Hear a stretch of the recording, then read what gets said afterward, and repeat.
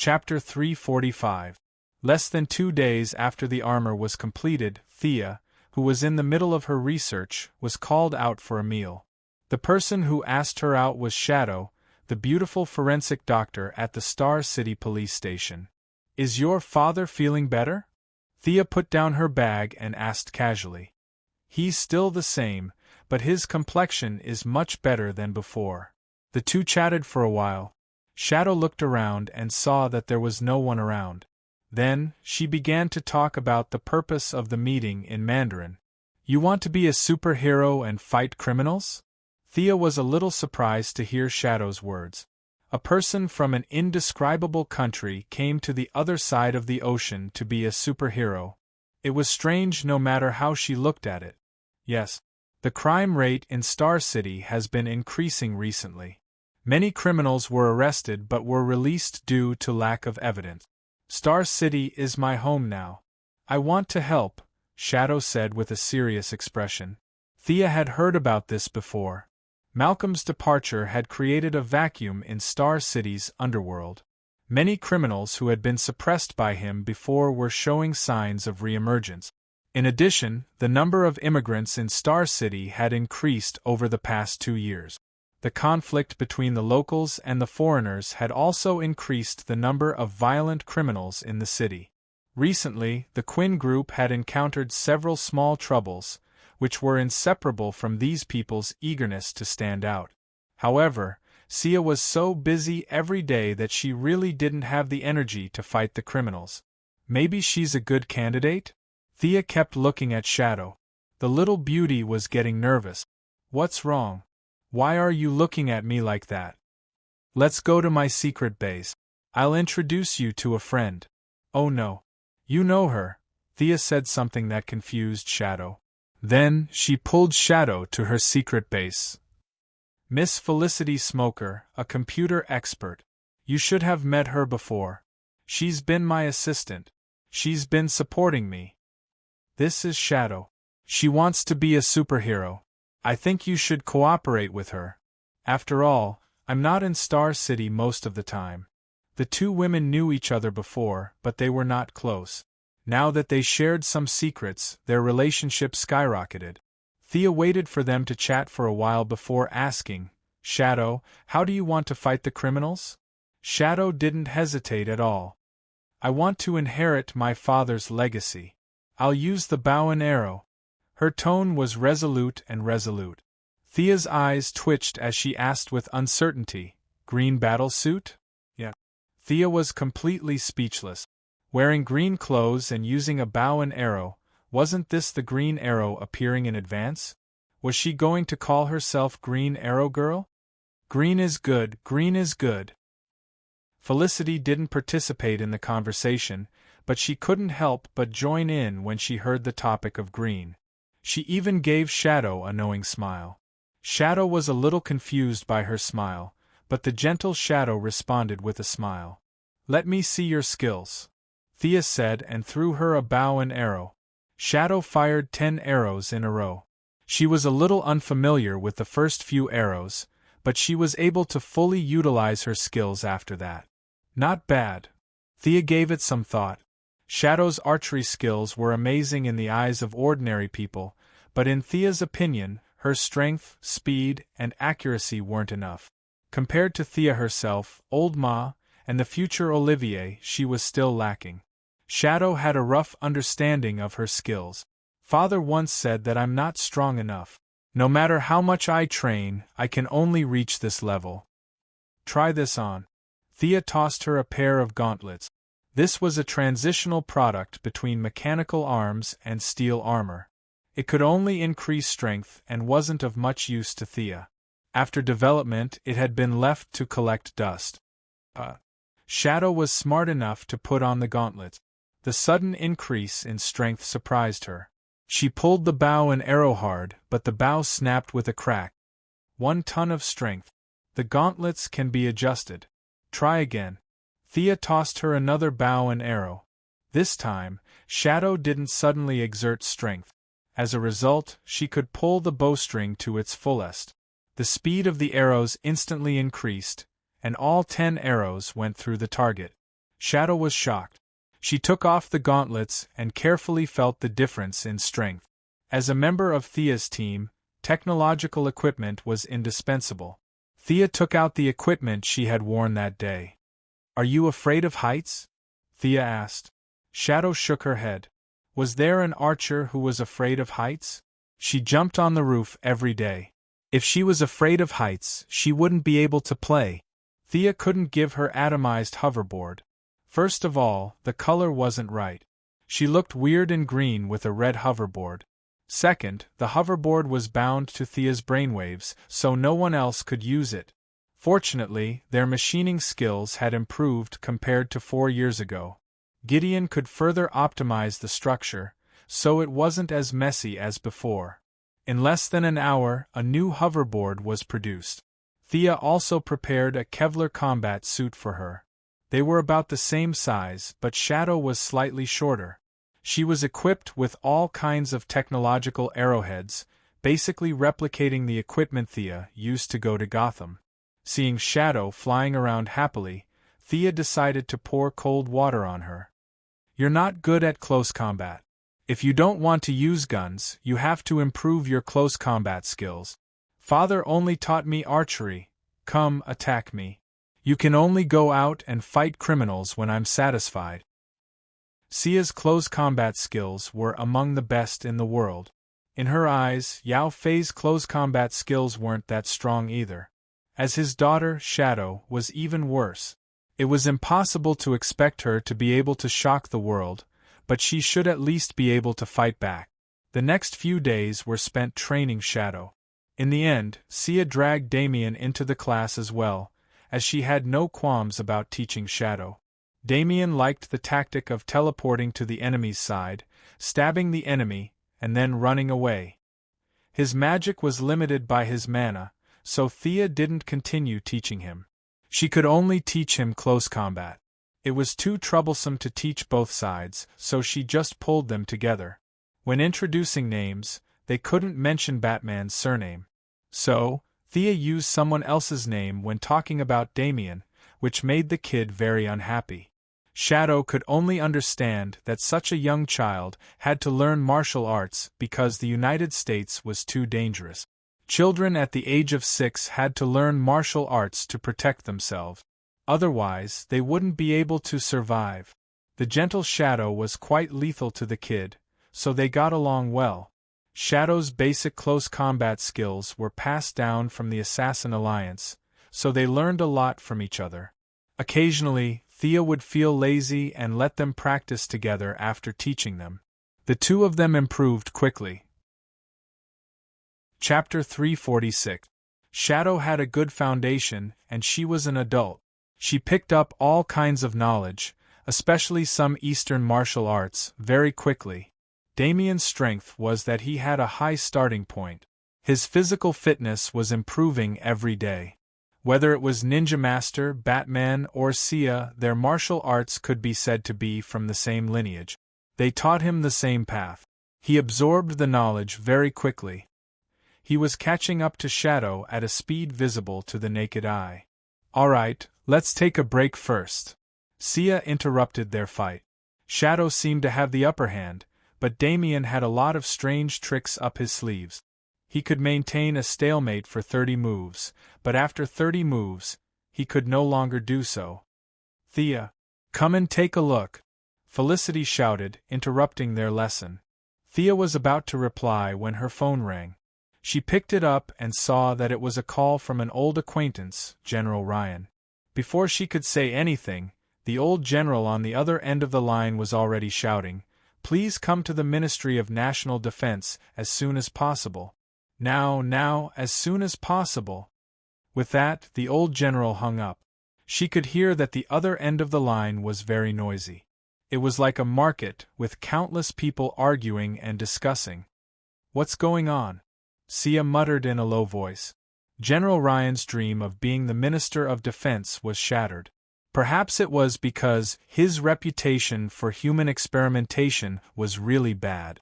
The new Minister of Defense was General Swanwick, a general who had commanded the American Army in many battles.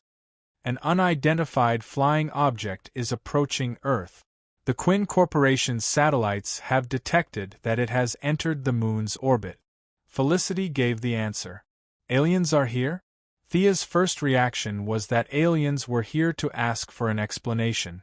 She had done a lot of good things recently, such as using the medical pod as a reference and throwing the evil gorilla out to destroy other people's planets. But how was that possible? Thea coughed and told them to watch the house.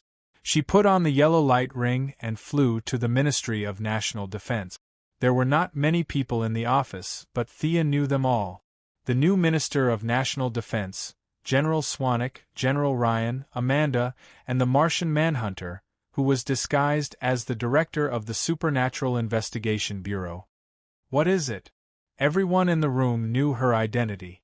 Thea took off her mask and asked the new minister sitting at the head of the table. The new minister was a black general.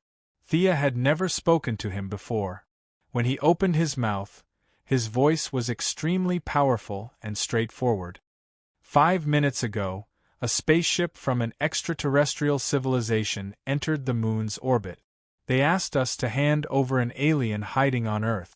I think you're the most knowledgeable person on Earth about aliens. How do you think we should respond?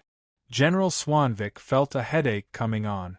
To run into something like this right after taking office was beyond unlucky. Fortunately, he knew Thea and hurriedly asked her to come up with an idea.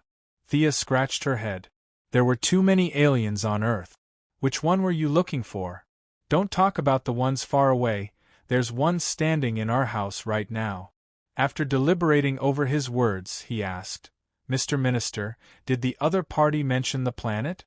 Does he have a name? The people in the room tried to recall. He didn't mention the planet.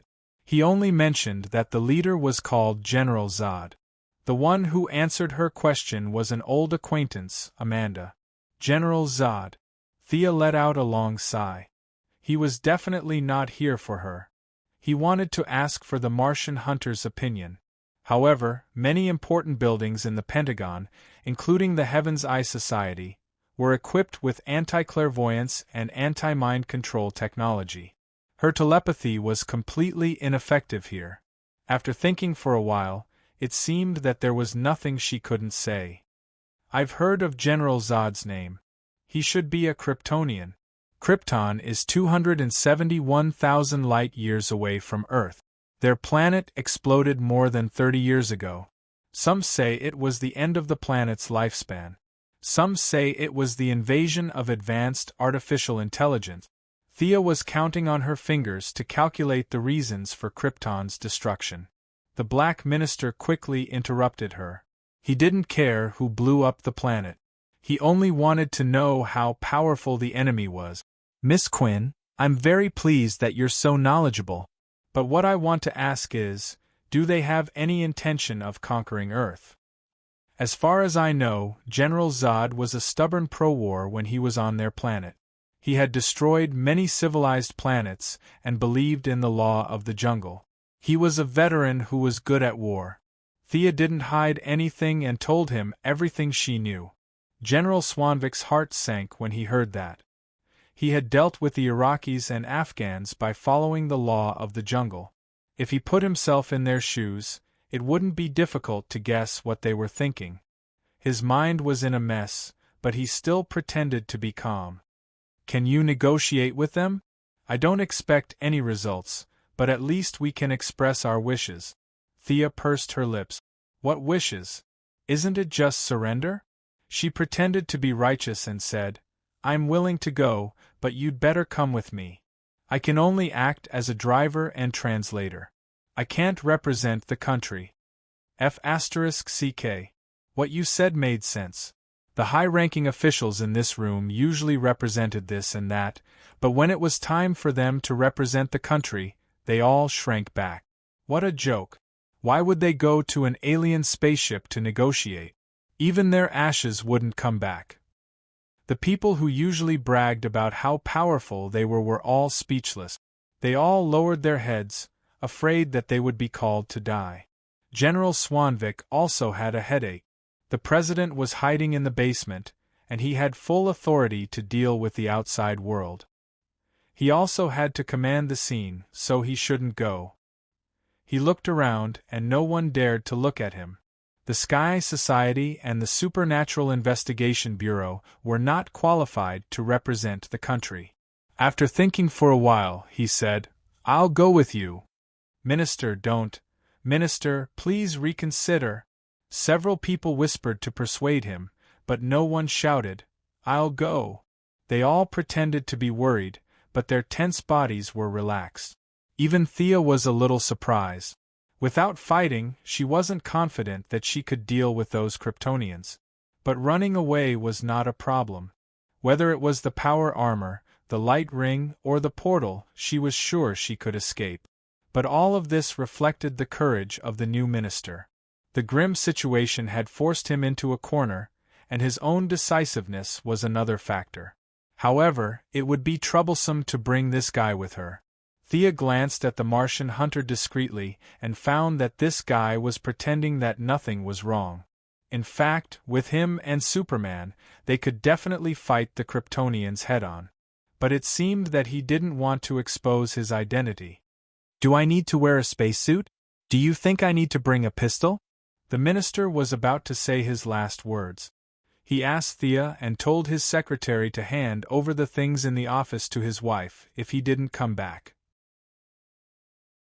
Chapter 347. Should I use a spacesuit or not? Thea thought for a moment before she conjured a respirator and handed it to him. This respirator is modeled after the planet Corriga. It can handle the air in most parts of the universe. General Swanvik touched the thing that looked almost tangible. He was amazed. "How are we going to get up there?" "Wait for me to make a plane." Thea tried to look into the distance. The enemy's spaceship did not have space-limiting technology. Opening a portal was the fastest way, but he did not want to expose his ability in front of so many people. To show his identity as an Earthling, he conjured an F-22. "Come in." Thea waved at the black general. "Does this thing have a firepower system?" General Swanvik was familiar with his own plane. He habitually got into the plane and fumbled around. Suddenly, he remembered something. "It's all in your imagination. It's all fake." Thea knew what these people were thinking and immediately dismissed the idea. "Sit tight. Let's go." Someone had already opened the roof of the office. The layered, purely mechanical structure was claimed to be able to withstand the attack of medium-range missiles. Thea took control of the plane, rose vertically, and flew directly to the moon after it was a kilometer above the ground. The experience of flying out of the atmosphere was a bit exciting for the minister, but his emotions were quickly replaced by a deep fear. He pretended to be calm and asked, "They won't attack first, right?" "No, they won't." Thea answered without hesitation. In fact, she did not know. She was just judging from her impression of Zod. He was a very cautious man with leadership qualities. The two of them were obviously here to talk, so he would not turn them away. "Mr. Minister, you are very brave." Thea meant what she said. Seeing that the Kryptonian spaceship was getting closer and closer, General Swanvik calmed down. When he first boarded the plane, his legs were shaking like noodles. "I'm so old. No matter how useless I am, I can't embarrass myself in front of a little girl like you." "Ha ha." General Swanvik threw away his politician disguise and revealed his true colors. He didn't have Thea's strength, and he didn't know that Thea didn't care about him in the face of danger. She threw away all her worries and focused on completing her mission. In some ways, he was a hero. Thea chuckled but did not say anything. They had already reached the side of the Kryptonian spaceship. The spaceship did not attack them. Instead, it opened the cabin and motioned for them to enter. The spaceship was not small at all. Thea steered the aircraft into the cabin and began to look around. The Kryptonians had a very advanced civilization. If they did not seek death by themselves, with their physical fitness and technological level, they would definitely be a powerful force in the universe. "Earthlings, what's the matter?" The person who welcomed them was a woman in black mechanical armor. She had some kind of translator and spoke in English, the language of Earth. Thea was very happy. She didn't have to translate anymore. She was already prepared to run away if the negotiations broke down. "I'm General Swanvik. On behalf of the Earth's government, I want to see your leader." Now that the communication was smooth, General Swanvik started to shake. He waved his arms and spoke in a firm tone, showing his determination and conviction. The woman in black armor seemed to be communicating with the spaceship through some kind of communication device. "Wait here." After that, she didn't leave. She stood still and stared at the two of them, especially Thea. "What? Kryptonian, do you want to compete?" The Kryptonian's genetic modification technology was very advanced. Thea had wanted to go in and observe. She didn't expect the woman to be so sneaky. She would rather have the leader meet them at the edge of the spaceship than let them enter the inner area. Thea was a little upset. She was a little angry that the woman in black armor was staring at her. "You are not Karl Ayer. Your ability is really amazing. This is not a real thing, is it?" The woman in black armor was not angry. She just looked at the aircraft curiously. "Don't be surprised." Sia was interrupted by another deep voice before she could finish her sentence. Along with the voice, a muscular middle-aged man with a height of 1.9 meters appeared. He had a very short beard, and the lines of his face were very stiff. He looked dignified. "Fiora, that should be some kind of materialization. I heard that there is a group of people in the universe who call themselves the Green Lantern Corps. But those people are green while this guy is yellow. They should be related to each other." The middle-aged man, General Zod, glanced at Thea's materialization a few times and said with uncertainty. Thea didn't comment and left the two generals to talk. "How can you leave Earth?" General Swanvik was a little weak, but he still mustered up the courage to ask. "Find Karl Ayer and the central grimoire that was stolen years ago." Zod was much calmer. It was as if he was narrating a trivial matter that had nothing to do with him. "What grimoire?" General Swanvik didn't understand the term. His intuition told him that it was some kind of black technology that even the aliens valued. However, Zod wasn't going to explain it to him.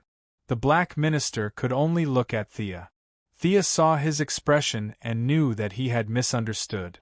She explained, "It's similar to our human genetic map. Many aliens have it."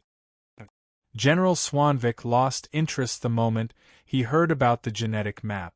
At first, Zod was also wondering how an Earthling knew about their grimoire. However, after hearing Thea's words, many aliens had it. He had worked hard for 30 years to modify the spaceship and arm his subordinates. After that, he came to Earth. His information was extremely limited, and he didn't know anything about the outside world. When he thought of the Green Lantern Corps, Thea automatically upgraded to a knowledgeable Earthling in his heart. The two of them let go of the grimoire. "If we give you the people and the grimoire, will you leave Earth?" This was the thing that General Swanvik was most concerned about. "I'll leave once I get what I want. I swear to Rao," Zod said seriously. General Swanvik turned to the knowledgeable Thea for help. His eyes were obviously asking who he was referring to. It's the god they believe in." Thea was also confused. What kind of deity was this Kryptonian god or Martian god? Did they really exist? Or was it just a figment of the imagination of ordinary people? She could only explain it vaguely. "You're very frank. As a soldier, you deserve respect. I agree to your terms and you'll get what you need." General Swanvik then signaled to Thea that they were almost done talking. It was time for them to leave. Thea was fine with it. She could fight in space, but her ability was not as good as fighting on a planet. Besides, there was no benefit for her at all. She had nothing better to do than to take the blame for Superman. This mission was successfully completed. General Swanvik had consolidated his position in the Ministry of National Defense. Thea had also successfully connected with him. Amanda and General Ryan could step aside next time. Chapter 348. Zod didn't stop them at all, and the return trip went smoothly. "Who's Carl L?" Swanwick asked Thea on the plane. His intuition told him that Thea most likely knew these strange people. "You should have seen him before, but I don't know his name. The guy in the red cape during the battle at Seaside City was a Kryptonian. I don't know if he is the Carl Air they are looking for." Thea's words were 70% true and 30% false. When General Swanwick heard this, he knew that it was good news that they wouldn't have to search for Carl Air in the vast sea.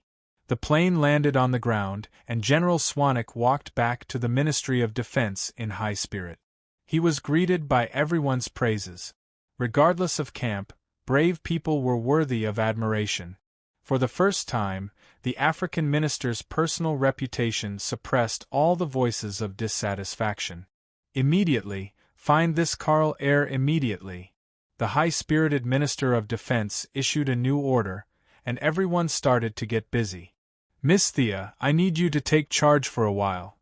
Now that the African minister and Sia had gone through so many trials and tribulations together, their relationship had improved imperceptibly. The way he addressed her had already transitioned from Miss Quinn to Miss Sia. Sia also needed to strengthen their relationship.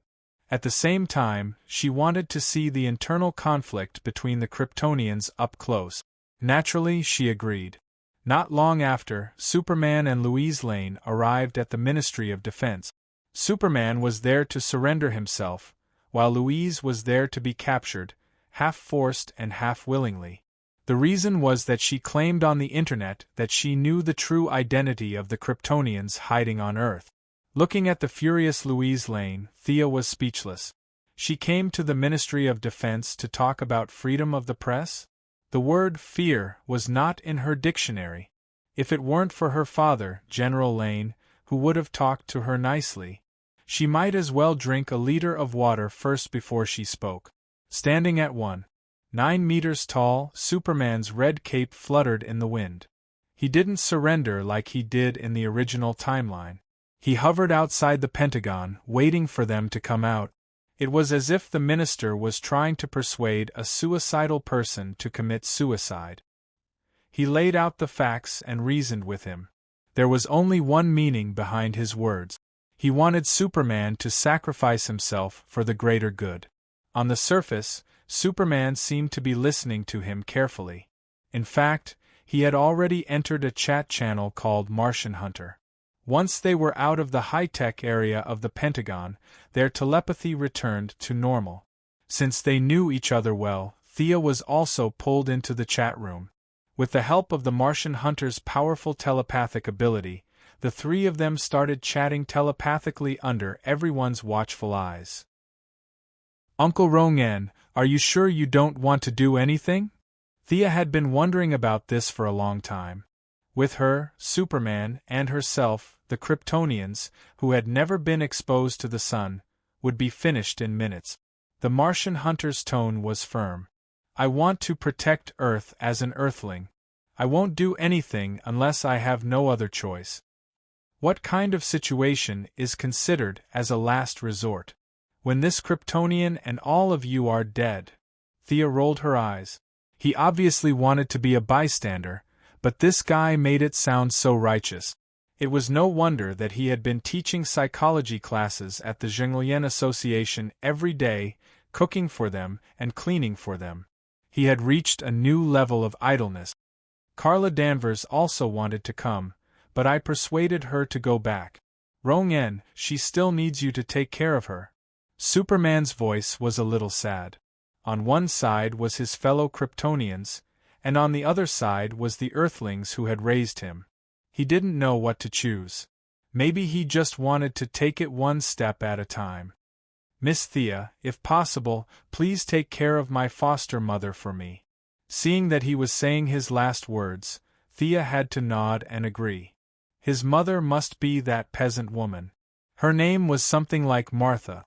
Superman looked like he was going to the execution ground as he ended the conversation between the three of them.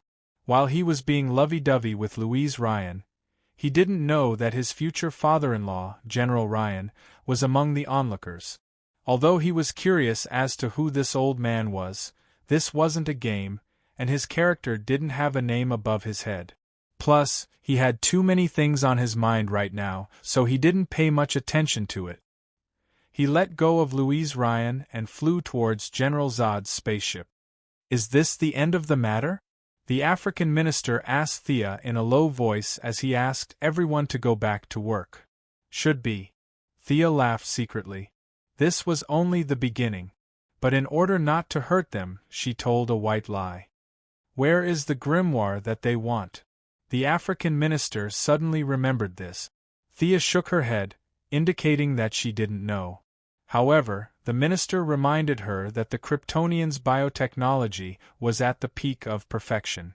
The genetic makeup of their people had reached a perfect level. From a certain point of view, they were man-made gods. Superman's father injected the genetic map into Superman's blood and combined it with the device on the Kryptonian spaceship. Both the blood and the device were indispensable. In the original time, Zod was so sad when his spaceship was destroyed by Superman. He felt that the hope of Krypton had been destroyed. Maybe she should make a copy of this data in advance? Their genetic technology was not very useful to her. But even if it couldn't help her, it would still be beneficial to Moira, Malcolm, and the others. But these things could only be done secretly. She couldn't let these politicians know. Thea was secretly planning her plan. Time was also slowly moving forward. "Sir, 2 small spaceships have entered the atmosphere," a lieutenant reported. "Calculate their landing point," General Swanvik hurriedly asked. These aliens would go back on their words after getting the item. At the same time, he felt lucky. If they landed in another country, he wouldn't have to worry about them. But the lieutenant's next words shattered his fantasy. "Sir, the landing point is in Kansas." Ouch. General Swanvik's expression was as if he had eaten expired food. His face instantly turned yellow. Was it too late for Kansas to become independent? "I'll go take a look." Thea didn't wait for him to speak. She took the initiative to accept the mission. If she remembered correctly, Zod and the others were looking for the alien spaceship that Superman had when he was young. She had promised Superman that she would take care of his adoptive mother. No matter what, she had to do something. Kryptonians. Thea felt her fighting spirit rising rapidly as she flew. She wanted to test the combat ability of her new armor. Thea finished changing her armor while accelerating. A silver armor with a red cloak covered her body. General Zod had entered through the atmosphere, while she had flown over from Washington. Their speeds were about the same, but they were much closer to Sia. She had checked Clark Kent's farm from the armor's onboard computer and arrived at the destination first. "I'm Clark's friend. Old lady, you should hide first. The enemy will be here soon." Thea took off her mask and waved to Martha Kent, who had mustered up her courage to come out to investigate. The old lady didn't know what was going on, but she still ran away with the dog. Chapter 349. Before the old lady could run 100 meters with the dog in her arms, 2 alien spacecraft landed on the ground. General Zod and Fiora walked out. Both of them were wearing black power armor and long black cloaks, but General Zod's armor was stronger and thicker than Fiora's. He first looked at the surroundings before turning back to look at Sia. Sia's armor was completely different from the yellow light battlesuit, but with the unique aura of a powerhouse, the two still recognized her. "Earthling, it seems that you want to fight us?" General Zod's stern face had a hint of contempt. "I'm afraid you don't understand our true strength. I have conquered countless low-level planets like Earth in my lifetime." Thea laughed with her hands on her hip. "Kryptonian, let me tell you something. I have been all over the universe. I have grazed cows in Korriga and fought in Ura. You Kryptonians have only conquered a few galaxies around you. There are 3,600 sectors in the universe. Do you know which sector you are in?"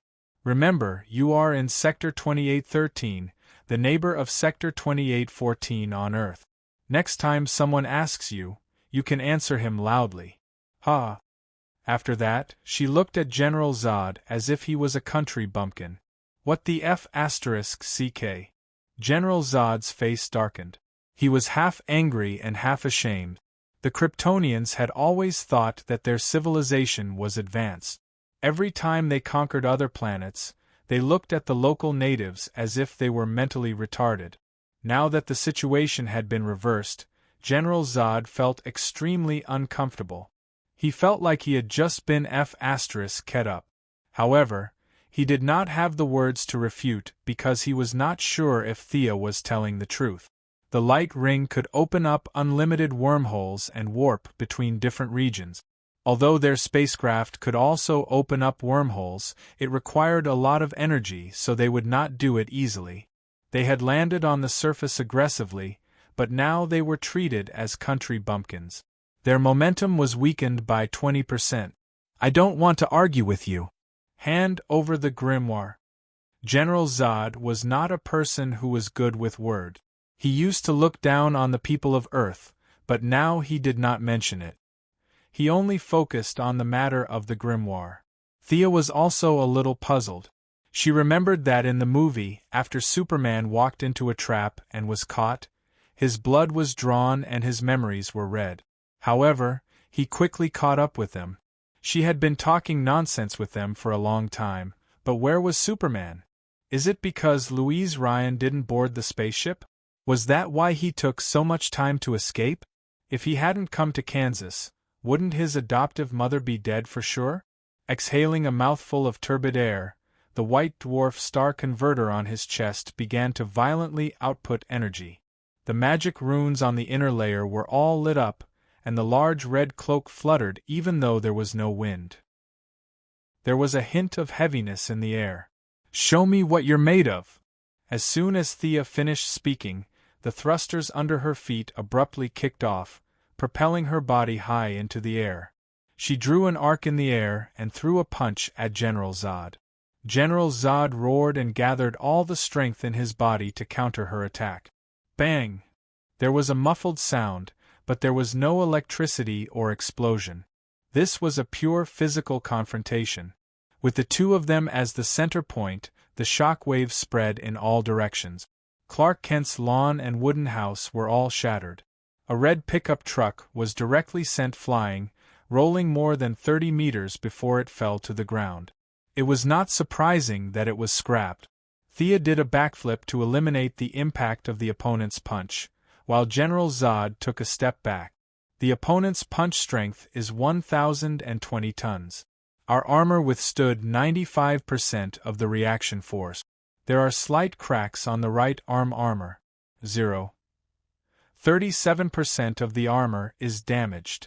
Gideon, who was acting as the assistant control system, quickly scanned the damage of both sides. What a cheat-like race. They had never been exposed to the sun for a day, and yet they had such great strength. It was not wrong to say that they were gods who walked on the ground. I'll hold her back. Fiora, you go and get the grimoire. The fierce confrontation between the two of them destroyed the Kent family's wooden house. The spaceship that Superman rode in when he was young was particularly eye-catching among the debris. General Zod jumped up high and launched a fierce attack on Thea. At the same time, he shouted loudly to remind Fiora. You'd better come and help your general. Thea sprayed a large amount of frost on the path that Fiora had to pass through. No technological armor could ignore absolute zero. Fiora was also very knowledgeable. She paused for a moment, allowing Thea to grab her by the arm and throw her towards General Zod. Strictly speaking, General Zod was not a bad person. Moreover, he was a general now, and he only had a few subordinates. There were only 10 of them in total.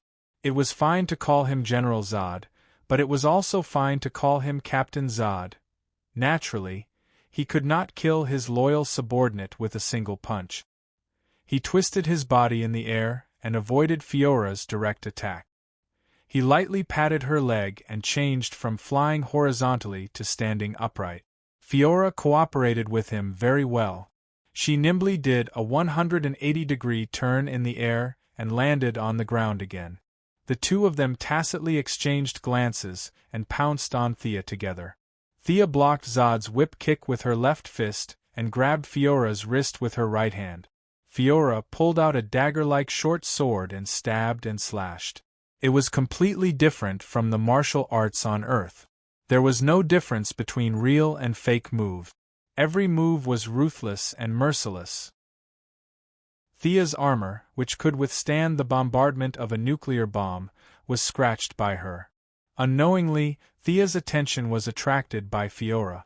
Fiora's martial arts were very elegant. It had a kind of dance rhythm. However, there were fatal attacks hidden in the beautiful martial art. Zod was the exact opposite of her. He used the traditional fighting style of the Kryptonians. He relied on his strength, speed, and abundant stamina. He was not afraid of getting tired and would seize any opportunity. Thea's individual strength was slightly weaker than Zod, including her armor. If it was a fair fight, it would not be a problem for her to fight for dozens of rounds. However, with Fiora, who was not much weaker than her, it was a little difficult. Thea had to rely on the freezing air of the frost gun to obstruct Zod's attack. The surrounding temperature dropped visibly. Zod and Fiora's armor inevitably became a little sluggish. Damn it! Where the hell is Superman? Should I leave now? Thea was a little depressed as she punched Zod again. What she did not expect was that Zod did not use much strength in his punch. Instead, he borrowed the force of her punch and flew into the wooden house behind him. Thea was just about to chase after him when she saw Fiora rushing towards her as if she did not care about her life. The dagger in her hand flashed with bright electric arc. The dagger could cut through armor without electric arcs. Now, the electric arcs were definitely not for decorative purposes. Thea did not know the power of the dagger, so she did not dare to take it head-on. She dodged 2 consecutive attacks. On the other hand, Fiora had completely given up on defense. Every attack was aimed at her vital point. It was not difficult to guess what she was thinking. She was trying to stall Thea. No. The central grimoire is not here. General Zod shouted as he jumped out of the wooden house wreckage. He looked at Thea immediately. Did this Earthling know something? However, he saw Martha Kent hiding far away from him from the corner of his eyes. He instantly had an idea. Chapter 350. That old lady must know something. Fiora, you continue to stall that Earthling. I'll go catch that old lady. General Zod's voice was extremely loud, and it was estimated that everyone within a 2-mile radius could hear him. This was where his brilliance lay. He could not only inform his subordinates of his purpose, but also cause trouble for Thea's actions. Zod did not believe that the other party had come all the way here to protect an Earthling's old lady. This was a blatant conspiracy, and Thea was indeed affected as he expected. That old lady didn't go far. Thea was superior to Fiora in terms of martial arts and strength. At this time, she already had the upper hand, and Thea had already knocked away the dagger that was emitting electric arcs. Hearing Zod's sudden shout, Thea was really shocked. This American old lady was really not afraid of death. She's not running even after such an earth-shattering fight? She kicked Fiora away and turned her head to look at Martha Kent's position. Oh my God!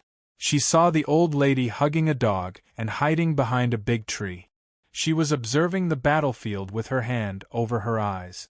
She actually thought that running 300 meters away would be safe? Thea saw that Zod was about to rush forward, and she did not have time to deal with Fiora. The thrusters under her feet were operating at full power, ready to stop him. But an accident happened. Whether it was Thea or Zod, their thinking remained within the scope of normal people. They did not expect that there would be such unreasonable people in this world. A red and blue figure drew a straight line from a very far distance, and with a loud explosion, it crashed into General Zod, sending the iron-blooded general flying a few thousand meters. The angry Clark raised his casserole-sized fist and greeted Zod's face with all his might. "How dare you threaten my mother?"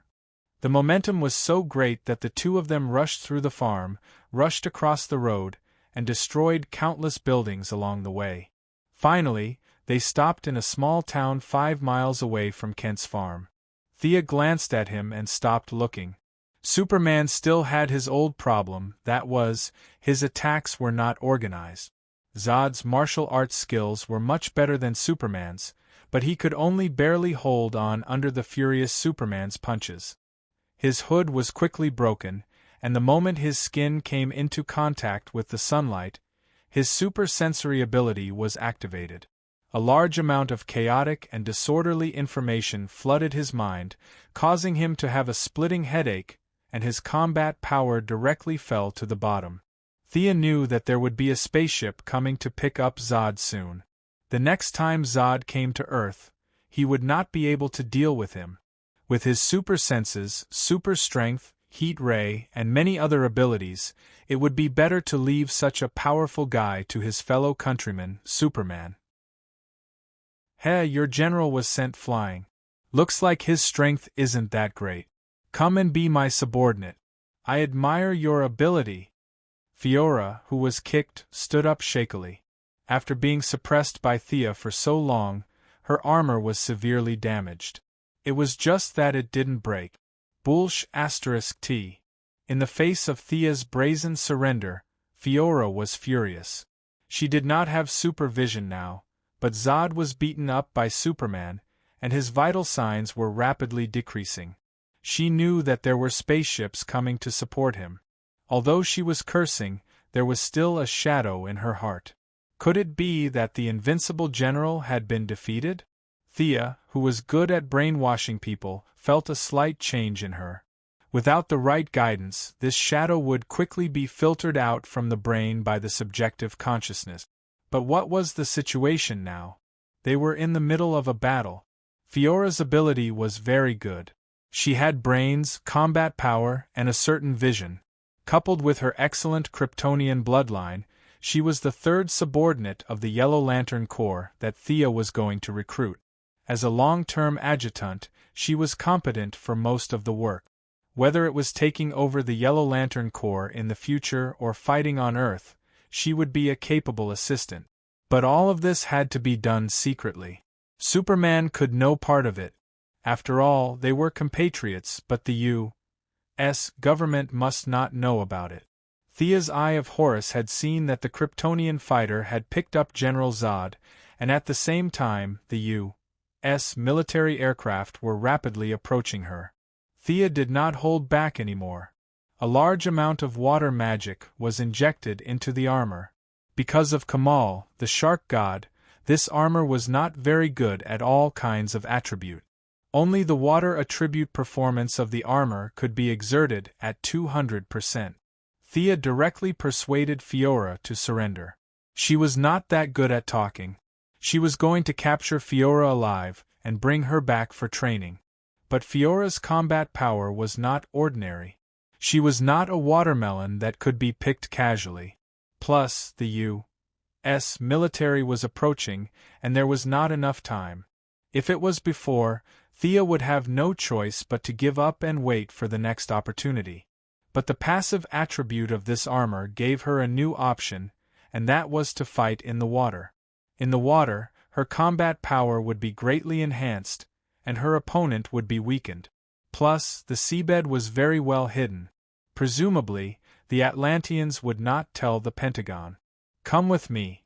2 dark blue magic tentacles stretched out from Thea's armor.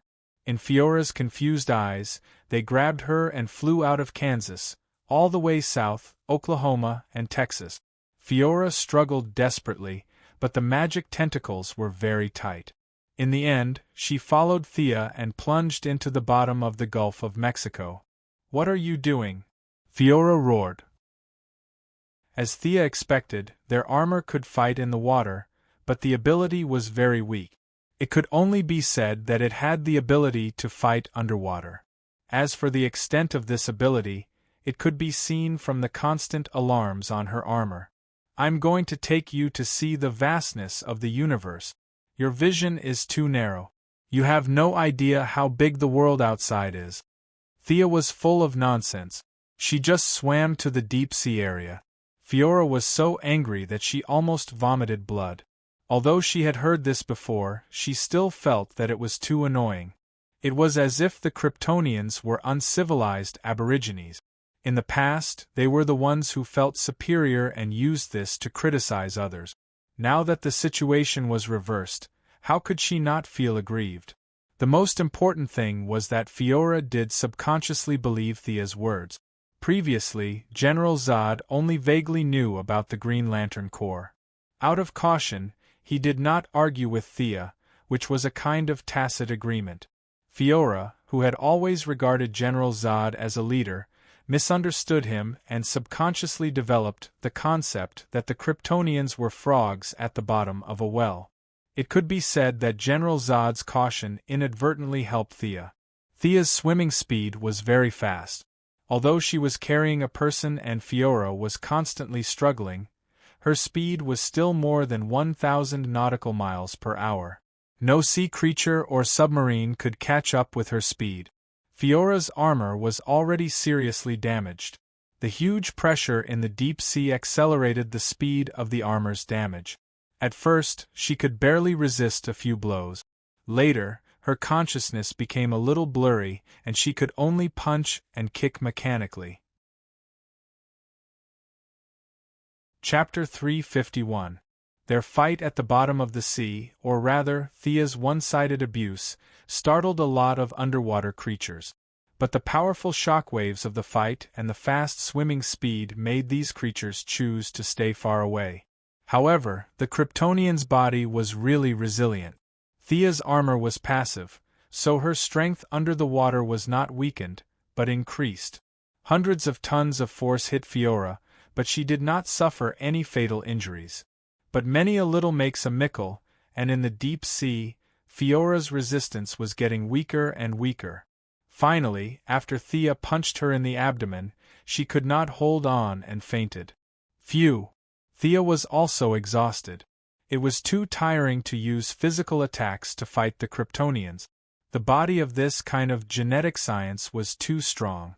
It took almost 10 minutes for her to knock Fiora out. If they were on land, how long would it take? Looking up, there were a few small islands on the sea surface. Unsurprisingly, they had swum from the Gulf of Mexico to the Caribbean Sea. Thea pulled the unconscious Fiora out of the sea surface, looked around, and found an uninhabited island to rest for a while. Where should I train this Kryptonian? On Earth? Thea quickly gave up the idea. Superman was happy to see his compatriots turn over a new leaf, but he did not like to see himself brainwashing Fiora. Thea contacted the gorilla Gertrude remotely. On the surface, he was under the jurisdiction of Sinisto. The gorilla was spreading the fear of the yellow light ring on a planet, controlling two groups of aliens to fight each other. Gertrude was very happy. After a few consecutive wormholes, Thea took Fiora to a planet far away from Krypton and Earth. Asking Gertrude to find a quiet place for her, Thea began to modify Fiora's memory with magic. Compared to the Kryptonians' bodies of steel, their willpower was not strong. Thea went into the depths of their minds without much effort. This was a forbidden area that ordinary people could not touch. It was the place where all the subconscious and original consciousness were entrenched. Except for Superman, who gave birth naturally, all the Kryptonians, including Supergirl, were genetically modified. Their fate was determined before they were born. Some were warriors, some were scholars, and their genes were optimized in this direction. The fate of all the Kryptonians was determined from birth. Even if some wanted to resist, they would not take up other jobs because they could not learn anything. Superman's parents gave him freedom or the right to choose. Superman could do any job. Zod's combat power was about the same as his, but he couldn't do anything else. His fate had already shown that he was born in battle and must die in battle. Their genes had optimized some of their characteristics, but their overall composition was delicate and fragile. Thea searched carefully and finally found what she needed.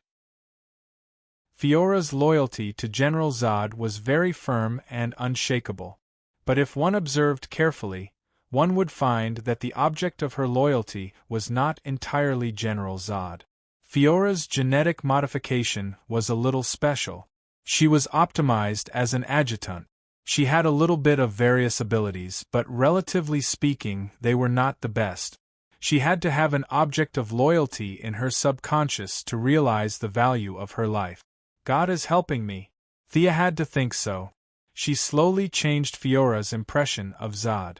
Father, teacher, these were the labels that Thea put on Fiora's mind. As for the object of her loyalty, she changed it to herself.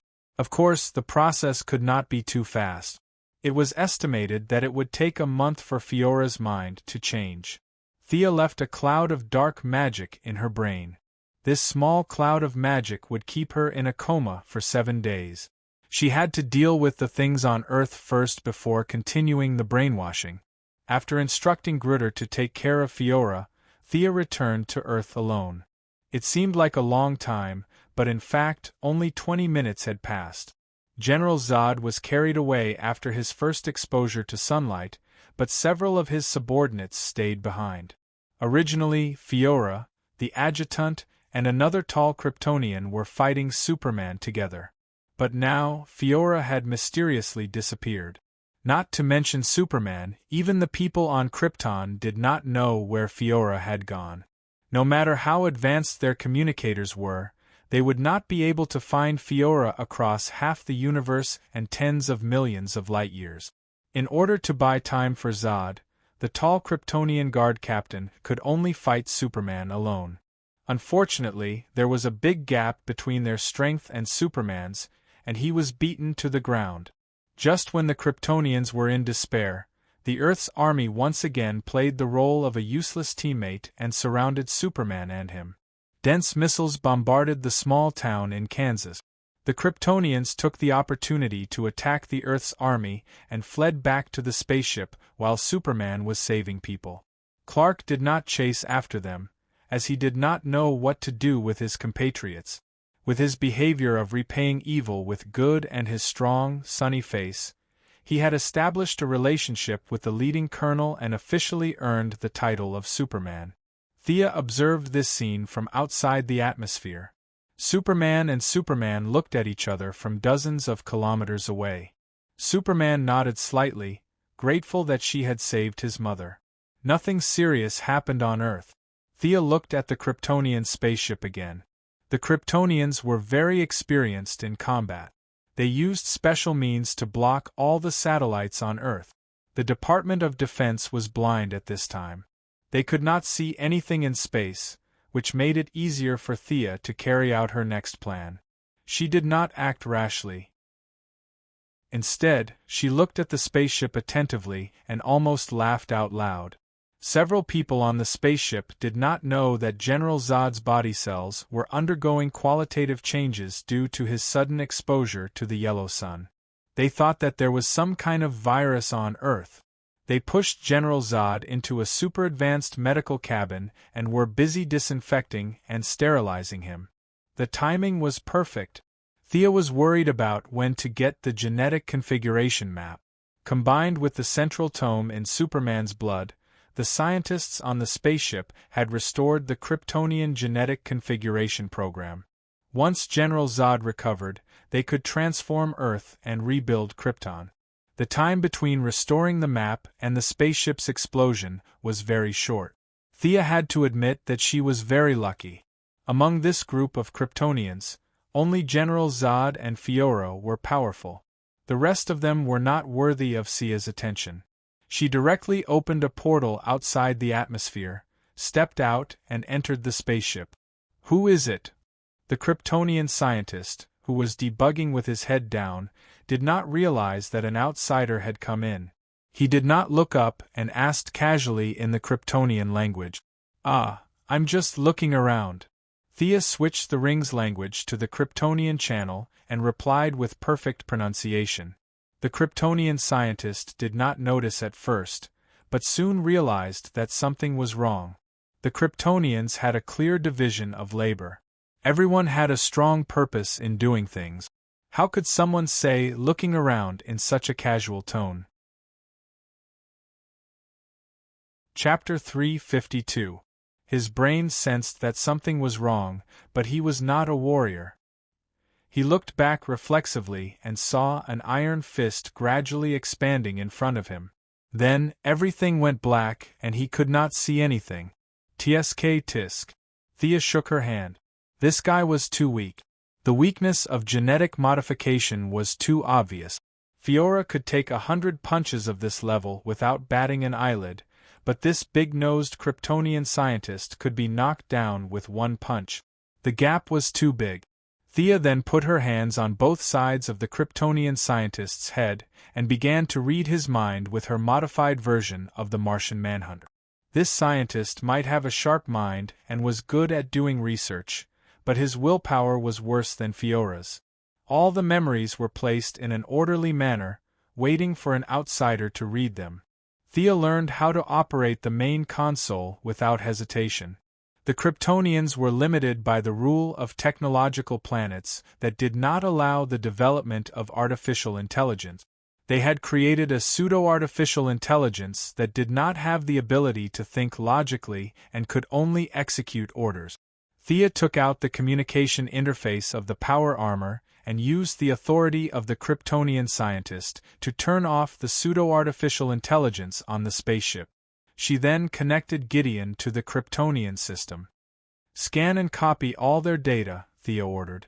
After receiving the order, Gideon quickly started the file transfer, and a large amount of data began to enter the power armor's memory. Who are you? In less than 2 minutes after the data transfer, some of the backup data still caused the spaceship's alarm to ring. The tall guard captain, who was beaten up like a dog by Superman, rushed over when he heard the spaceship's alarm. But when he saw Thea, an outsider, he was obviously confused. Only Zod and Fiora had seen Thea in her yellow light costume, but now both of them were unconscious. During the battle on Earth, several Kryptonians had seen her through the monitor, but at that time, she was wearing a power armor. In other words, her yellow light costume was a new look in the eyes of the Kryptonians. What are you doing? The tall guard captain saw that she did not respond and asked again. In less than 30 seconds, the remaining people on the spaceship also came to the main control room. They had lived on this spaceship for 30 years. They were so bored that they almost named the microorganisms on the spaceship. Now that Thea had jumped out, they were at a loss for words. Krypton was a hierarchical planet. Several Kryptonians looked at the guard captain, who had the highest military rank, and waited for him to make a decision. If Zod and Fiora were here, they would have started the battle long ago. However, his way of thinking was still stuck at the stage of obeying orders and listening to commands. He was completely dumbfounded when he was asked to make a decision all of a sudden. Thea didn't know about his hesitation, but she didn't mind stalling for time. For a moment it was very quiet, and only the alarm on the spaceship could be heard after the information from the mainframe computer was read. Take him down. The guard captain finally gave the order. Although it was an order, there were only 10 people on the spaceship, including the leader and the soldiers. Zod and the big-nosed scientist were dizzy. Fiora was countless light years away. Plus, there was a lab technician who couldn't fight, a spaceship mechanic, and a medical staff who was still taking care of Zod. The Kryptonian guard captain rushed up with 3 of his subordinates. Thea was too close to the control panel, so they didn't dare to use laser weapons. They were going to take down Thea with their skillful combat skills and ask her who she was. Thea was also waiting for the data to be transmitted. She wanted to have a fight with her fists and legs. She used the chosen talent, Eternal Night. Except for Fiora, who was far away in the sky, all of these guys were men. Her overall strength was suppressed by 30%. After that, she conjured a miniature version of Ares and fought with them with a spear. In outer space, there was no need to worry about Diana's feelings. The Ares that Thea conjured had the same appearance as herself. He wore a horned helmet, a half-body armor, a leather apron, and Roman shoes. He was surrounded by fighting spirit and was not to be offended. First one. A low voice came out from the conjured mouth. The Kryptonians had underestimated their enemy. Plus, their strength was suppressed by Thea's talent. The Ares conjured quickly found a flaw. He suddenly exerted force in his arms, ignored their armor, and pierced through a Kryptonian with his spear. He then shouted and threw the unlucky guy far away. The force of the swing was so great that the Kryptonian collided violently with the hull of the spaceship. With a muffled bang, a visible dent appeared on the hull of the spaceship. Several circuits were obviously damaged, and alarms were ringing like crazy. Thea didn't look at the result of her battle. If this had happened to an ordinary person, he or she would have died. But the Kryptonians might not die, and their combat strength would not be restored in a short time. The conjured Ares let out a deafening roar and dodged the chief guard's giant axe. At the same time, he turned his spear and blocked the long swords of two Kryptonian warriors. The three of them cooperated well. When the chief guard attacked, the other two would defend and vice versa. Their combat skills were not as complicated as those on Earth, but they were better in terms of simplicity. Thea changed several sets of martial arts in a row, but she still couldn't break through their defense. She pierced the arm of a guard, but the chief guard also hacked at her with his axe. These guys were really good at martial arts. She replenished the yellow energy and conjured Ares with a new look. The three of them were a little speechless. Could this thing be killed? The Kryptonian warriors had this question in their mind. Just as they were about to continue attacking, Thea threw out a chain and tied up a Kryptonian warrior who jumped in the air. When he landed, she lifted her foot and kicked him in the lower abdomen, sending him flying to the other two enemies. The two of them quickly put away their weapons and hurried to pick up their companions. After fighting for so long, Thea could see that the Kryptonians were very close to each other. She just wanted to buy time to copy the data, not kill them.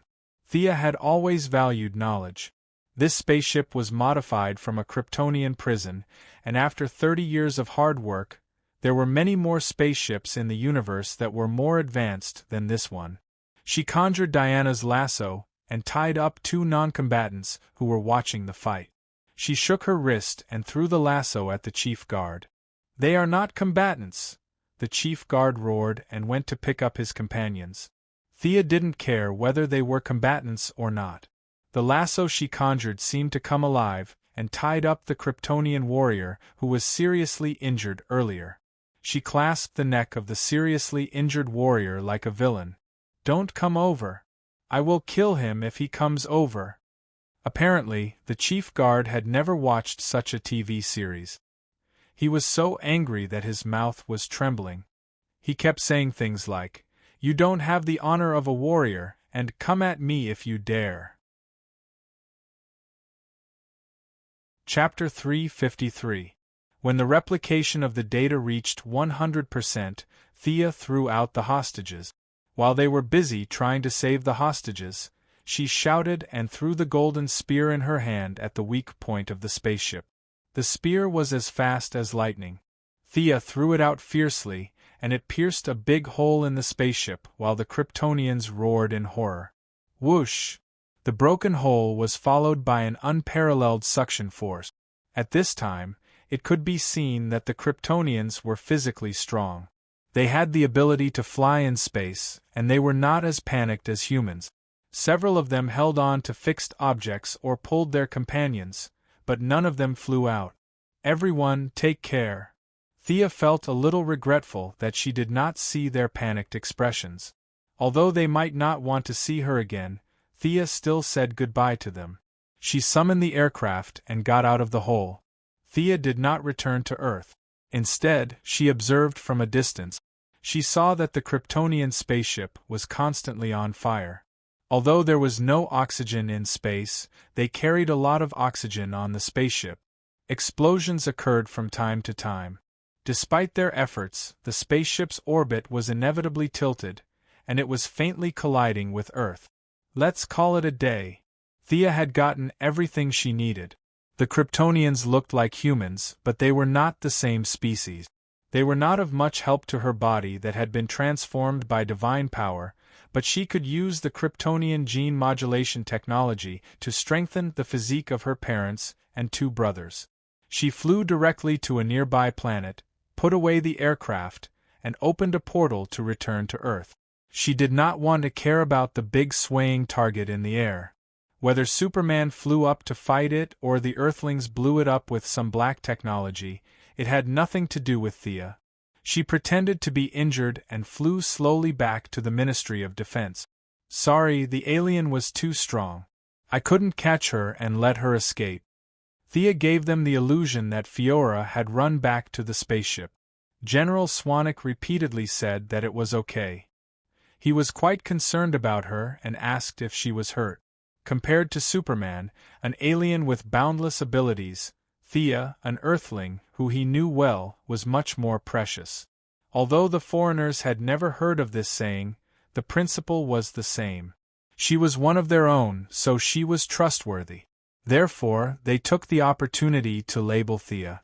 Thea's materialization ability, according to the analysis of several experts at the Department of Defense, was nothing more than imagination. The battle with Zod was nothing more than a power armor. The authorities were not afraid of technological weapons at all, but they were afraid of Superman, who could fly thousands of miles with a single punch. After General Zod obtained the Krypton gene modulation blueprint, he immediately split his spaceship into 2 and headed to the north and south ends of the Earth in an attempt to modify the Earth's climate and turn it into a new Krypton. But at this time, they were busy repairing the spaceship and had no time to care about Earth. The situation was a little strange. All the satellites were blocked, so they did not know what was going on in the sky. Based on their intuition, they guessed that the aliens had not left. The situation now was that the aliens could not come down from the sky, and the Earthlings could not go up. General Swanwick did not know what to do. One of his aides suggested that Thea lead the team to destroy the aliens, but he rejected it directly. What a joke! Superman was in this room. If he suddenly attacked, who would be able to stop him? Although in the minister's mind, 3 to 5 Thea together could not defeat Superman, she could at least stop him. Fortunately, Superman and Louise Ryan shared their feelings and kissed on the spot. The guilt in his heart for raising his fist at his compatriot dissipated a lot. Because his attention was on Louise, he did not see the scene when Thea destroyed the spaceship. Now that the Kryptonians had repaired the spaceship, he did not notice anything strange. "I'm going to end everything." Clark looked at Louise affectionately, then nodded to the generals and flew into space. His smile was very charming in Louise's eyes, but in General Swanwick's eyes, it was an expression of arrogance, and even a little provocation if one were to look deeper into it. They waited anxiously for the news. After a while, a guard ran in quickly. "General, the satellite signal has been restored." Everyone, including Thea, breathed a sigh of relief. The Quinn family also had satellites in the sky. Although they did not have as many as Luthor and Batman, there were still more than a dozen. If all of them were destroyed, the loss would be great. 7 or 8 military satellites immediately transmitted signals to the minister's office. Thea, Amanda, and the Martian hunter, who had been watching in the room for a long time, also saw the live broadcast. They saw violent explosions on Zod's spaceship. From time to time, people were knocked out of it. The spaceship, which was only temporarily repaired, was riddled with holes. What was more frightening was that the spaceship's power system was out of control.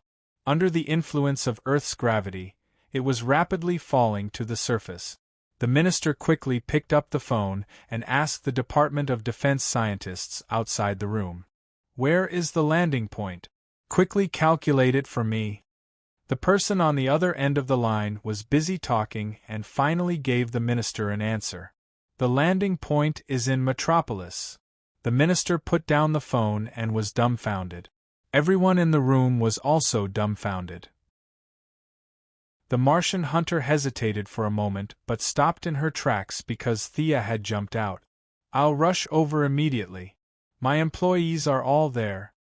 After saying that, she flew out of the office without greeting them. "It's too late. It's falling too quickly." The minister wanted to stop her, but before he could finish, Thea had already disappeared. Thea had only used half of her speed throughout the journey. On one hand, it showed that she had not recovered from her injuries. On the other hand, she was the one who had directed this scene. When she was copying the data, she had secretly instructed Gideon to hack the spaceship's control system. Regardless of whether Superman came to wreak havoc or Earth launched a nuclear weapon, the wreckage of the spaceship would rush toward the tallest building in Metropolis. Lex Luthor's building L. Gideon had calculated 2,239 possibilities for the spaceship to be damaged and had arranged 551 alternative. Unless the spaceship was smashed into powder, its target would only be Building L. The Quinn Group had entered Metropolis. Unlike the Luthor Group, they had no foundation at all. What should they do? Thea's idea was to increase her reputation. She would not expose her ability to stop the spaceship from crashing in front of the public. Instead, she was prepared to use her original identity to provide disaster relief. If the group's reputation grew, her reputation would naturally rise. If there was no place to stay, the Quinn Group would build a house for them. If they were injured, they could lie in the medical cabin and be done with it in 10 minutes. If there was no food or drink, the former Merlin shipping department would send them a large amount of food and drinking water. These were all free. In a few days, when the Quinn Group's new headquarters was set up in Metropolis, the citizens would welcome them with food and drink. Chapter 354. Zod's spaceship crashed very quickly. Not long after Thea flew out of Washington, she saw the Kryptonian spaceship slamming into Lex Luthor's building.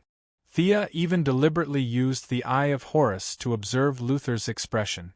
Disaster came from the sky when one was at home. Normal people would have been stunned, but Luthor, one of DC's 3 most popular villains, reacted very quickly. Sensing that something was wrong, he left his secretary, who was reporting to him, and flew up. His shoulder smashed through the floor-to-ceiling glass, and in midair, he pressed a switch on his watch. A pair of green hang gliders bulged out from the back of his belt. Luthor glanced at the trajectory of the spaceship, which glided in the opposite direction. Humph, he's lucky. Thea and Luthor were competitors now, and many people knew that. Her identity as a superhuman restricted her from using illegal means to deal with Luthor. Although Luthor didn't know her ability, he had a lot of black technology in his hands. He was also restricted by the rules and couldn't use these lethal means to deal with Thea. Their respective abilities limited them, and they could only fight in a small area. Unless one of them had the ability to crush the world and ignore all the rules, the fight would last for a long time. Today's spaceship crash was an outside trick, and in the eyes of outsiders, it was an irresistible factor. Unfortunately, Luthor was too decisive. He left his secretary and bodyguard behind and jumped down from the 100-story building. He didn't have superpowers. If the glider malfunctioned, there was a 1,000% chance that he would fall to his death, and it would be the most tragic kind. But this man's decisiveness was unparalleled. He didn't hesitate to make the choice to save his life. His subordinates, his employees, they were all abandoned. Unlike the old lady in Kansas who loved to watch the fun, Luthor's hang glider flew straight to the roof of a building, climbed onto a helicopter parked there, and chose to leave the city directly. Thea flew forward slowly. When she arrived at the Metropolis, the formerly prosperous city was like purgatory on Earth. General Zod's spaceship crashed into the Luthor building at a 45-degree angle. This landmark of the Metropolis was directly cut in half. After that, the spaceship continued to roll on the ground for thousands of meters, destroying all kinds of houses and buildings. In the end, the spaceship exploded into two pieces with a deafening boom. All the Kryptonians in the spaceship were killed. Only Superman, who could not be killed, and Zod, who could absorb the yellow sunlight, survived. Thea was speechless as she looked at the furious General Zod, who was having a good time with Superman. Back then, Superman's adoptive father, Jonathan Kent, would rather die in order to save a dog than allow Superman to use his superpowers to save him. If he saw this scene today, he would probably feel that his death was not worth it, right? It was hard to understand why this Kansas farmer made such a decision. He might have hoped that Superman would live out his life as an ordinary person, but the arrangement of fate was not something he could control. Superman still went against his wishes and walked in front of everyone, taking the most important step in the eyes of the world. The Metropolis Library, the Food Center, the Art Center, and other buildings were reduced to ruins during the fight between the two. In the end, in the struggle between the two, Zod used the lives of humans as a bargaining chip and threatened Superman to make a choice. Superman had no choice but to follow his heart and become an Earthling, killing General Zod. Seeing the end of the fight, Thea knew that it was time for her to enter the scene. She found an empty room, changed back into her clothes, took out her mobile phone, and began to arrange the disaster relief mission. Although the CEOs of the group felt that it was a bit strange to go to the metropolis for disaster relief, they did not refuse.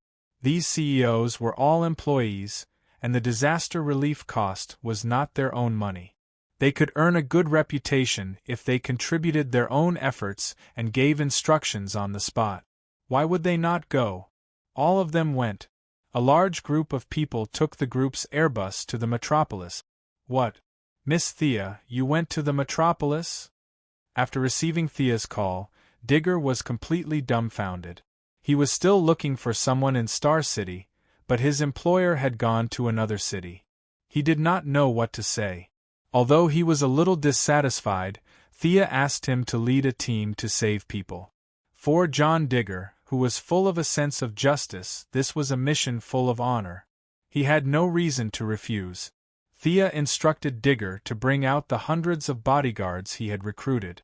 This group of young and strong people was the main force of the disaster relief. After that, she contacted Bruce Wayne and Lucius Fox in Gotham, hoping that the Wayne group would also help. In the original spacetime, Batman inexplicably went to the metropolis to save the injured because his Wayne building was also in the metropolis. But in this spacetime, because of Thea's participation, things took a turn. The merger of the Wayne Merlins and the news of the new headquarters being located in the metropolis made the Wayne Group give up on the strategic deployment of advancing into the metropolis. They chose to wait and see, and even had thoughts of benefiting from the conflict between the Snipe and the Clam. At this time, Bat was watching TV with Fu at home. After receiving Thea's call, although Batman was a little dissatisfied with Superman's unscrupulous fighting, nothing had happened to his people, so he naturally would not hate Superman so much. He expressed his support for Thea's wish to help with the disaster relief. As for him personally going to the disaster relief, he did not have the time because the clown had run away again.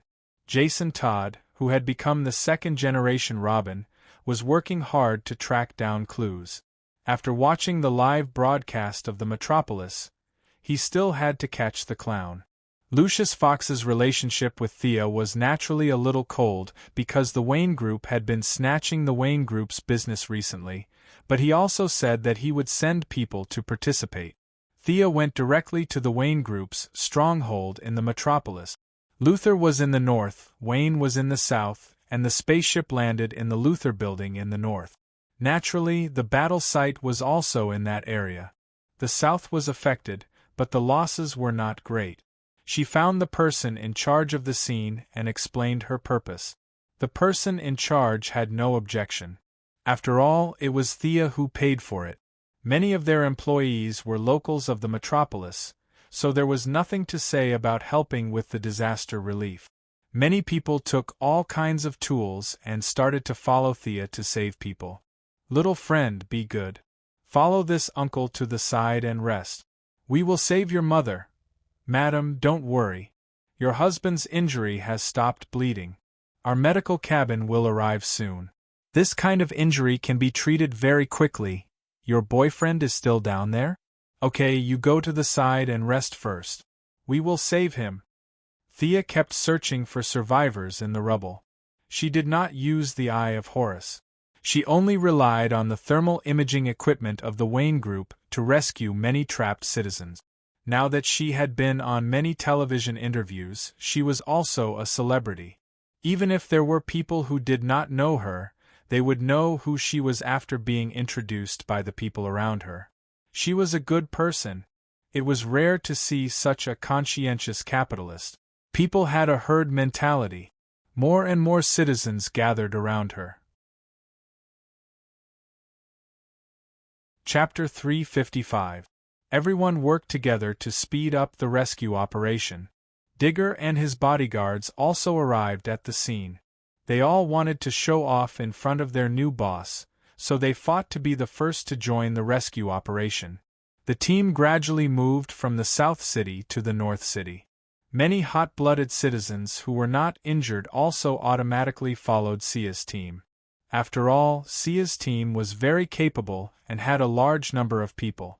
They could even be said to be the only rescue force in the city. Please, God, can someone help me? Thea heard a faint voice calling out to her. Get a few people to follow me over there. Thea did not have time to explain. She led Digger to the west. She saw two middle-aged men trying to pry open a stone slab. A woman was struggling in the gap. Editor Perry? Sia realized that this was an acquaintance. This guy was the editor-in-chief of the Daily Planet. Although Louise Lane had done all the interviews, Sia also knew the editor-in-chief. You are? Oh, Miss Thea, come help. At first, the old man didn't see who Sia was. In order to increase her reputation, Sia, who was a little bit of a clean freak, also went all out. Now, her face was covered in dust. If he didn't look carefully, he wouldn't recognize her. More than 10 strong men rushed forward and rescued the female reporter who was pressed down below. Is everyone okay? The female reporter had just crawled out and hadn't even caught her breath when she saw Louise Ryan running over from afar. Louise did not know that Sia had been involved in this matter, either openly or covertly, but she recognized Sia in an instant. The two of them greeted each other, and at the same time, a thought appeared in their minds. Why is this guy here? Sia's thoughts were very simple. Why did she always see this guy in dangerous places? Is there a mistake in my memory? Is Louise Lane not an ordinary person? Does she have the ability to teleport to wherever there is danger? I remember that she was in Washington before this. She looked behind Louise Lane and saw that a large number of American troops had entered the city. General Swanwick was directing the rescue operation with a righteous face. F***CK. How dare you fight with me for prestige? Thea couldn't take it anymore. She told the people from the Daily Planet to go back and rest while she led the rest of the team to harvest the worship of the citizens. Superman had originally planned to call it a day and go home after the fight. However, when he saw Thea helping with the disaster, he thought about it and started to rescue the citizens. Most of the people would form 3 groups to help the disaster relief. Superman was busy working alone. Ordinary people couldn't keep up with his strength and speed, and the ruins were all caused by his battle with Zod. Now that Zod was dead, the resentment of the citizens would naturally be vented on him. Although he had indeed helped a lot of people, it was impossible for the citizens to be grateful to him. The other 2 groups of rescuers were Thea and the military. Both of them had a lot of followers following behind them. Thea seemed to be more approachable. She actively helped the injured and treated everyone equally, regardless of whether they were rich or poor. General Swanwick's image wasn't as good. After all, he was in his 50s. Thea helping an old lady was an act of kindness. He really couldn't bring himself to help an old lady. What if he was called a hooligan? However, the military's reputation still attracted many citizens to join his rescue team. Those who didn't know the inside story of Thea's actions would only think that she was being kind. However, General Swanwick knew the truth. He wasn't sure if she was being kind or not, but Thea leading 4 or 5 young people and pretending to be struggling to rescue the citizens under the cement pillars was 100% putting on a show. However, he didn't object to putting on a show. How many people around him didn't put on a show? From a certain point of view, he was even a little relieved. This was the performance of one of his own people. Politicians weren't afraid of putting on a show because they did it too. It didn't matter if there was one more or one less person. What they were afraid of was someone with impeccable moral integrity. For example, the guy in the blue tights and red cloak in the distance, who was known as Superman, had perfectly demonstrated what it meant to have his feet touch the ground. He had been hovering in the air to rescue people, and his feet didn't touch the ground at all. This made General Swanwick feel a little empty. Could such a person really obey the orders of the country and respect the Constitution? General, the young heir of the Quinn Group wants our transport plane to help her transport the medical pod? One of the African minister's subordinates reported to him. Thea didn't intend to reveal her identity in front of everyone. The African minister immediately understood what she meant and nodded in agreement. Benefits were also a way to build relationship. It couldn't be a one-sided effort. Only by helping each other could the relationship be stable. The two didn't communicate with words or eyes. They completed the cooperation tacitly. With the orders of the Minister of Defense, the military transport plane C-17 was mobilized quickly. In less than half an hour, the medical pod produced by the Quinn Group had been transported to the metropolis. 70% of the injured citizens had external injuries. A series of debridement and suturing work could be completed within 10 minutes of lying in the medical pod.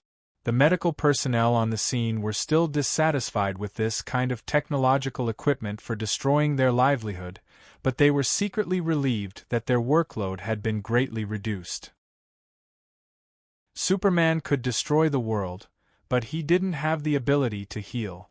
Seeing that Thea's medical ability was fast and that countless seriously injured people were transported over, the citizens finally had a good impression of him under his perseverance. They were no longer as cold as before. However, medicine couldn't cure diseases. No matter how heaven-defying the medical pod was, it couldn't save the dead. When the rescue team arrived at the ruins of the former Luther building, a large number of the dead were transported out. The impact was swift and violent. Many people were not as decisive as Luther and were directly buried under hundreds of tons of rubble. Superman didn't know that his ability was strongly feared by the military. With the combination of X-ray vision and super strength, although most of the buried people were dead, he still rescued a few seriously injured people. "Chairman, we found Mr. Luther's secretary. She's seriously injured," a senior executive whispered to Thea. Thea had already seen the secretary sent out by Superman, Mercy Graves. This woman was not only Luther's secretary, but also his bodyguard.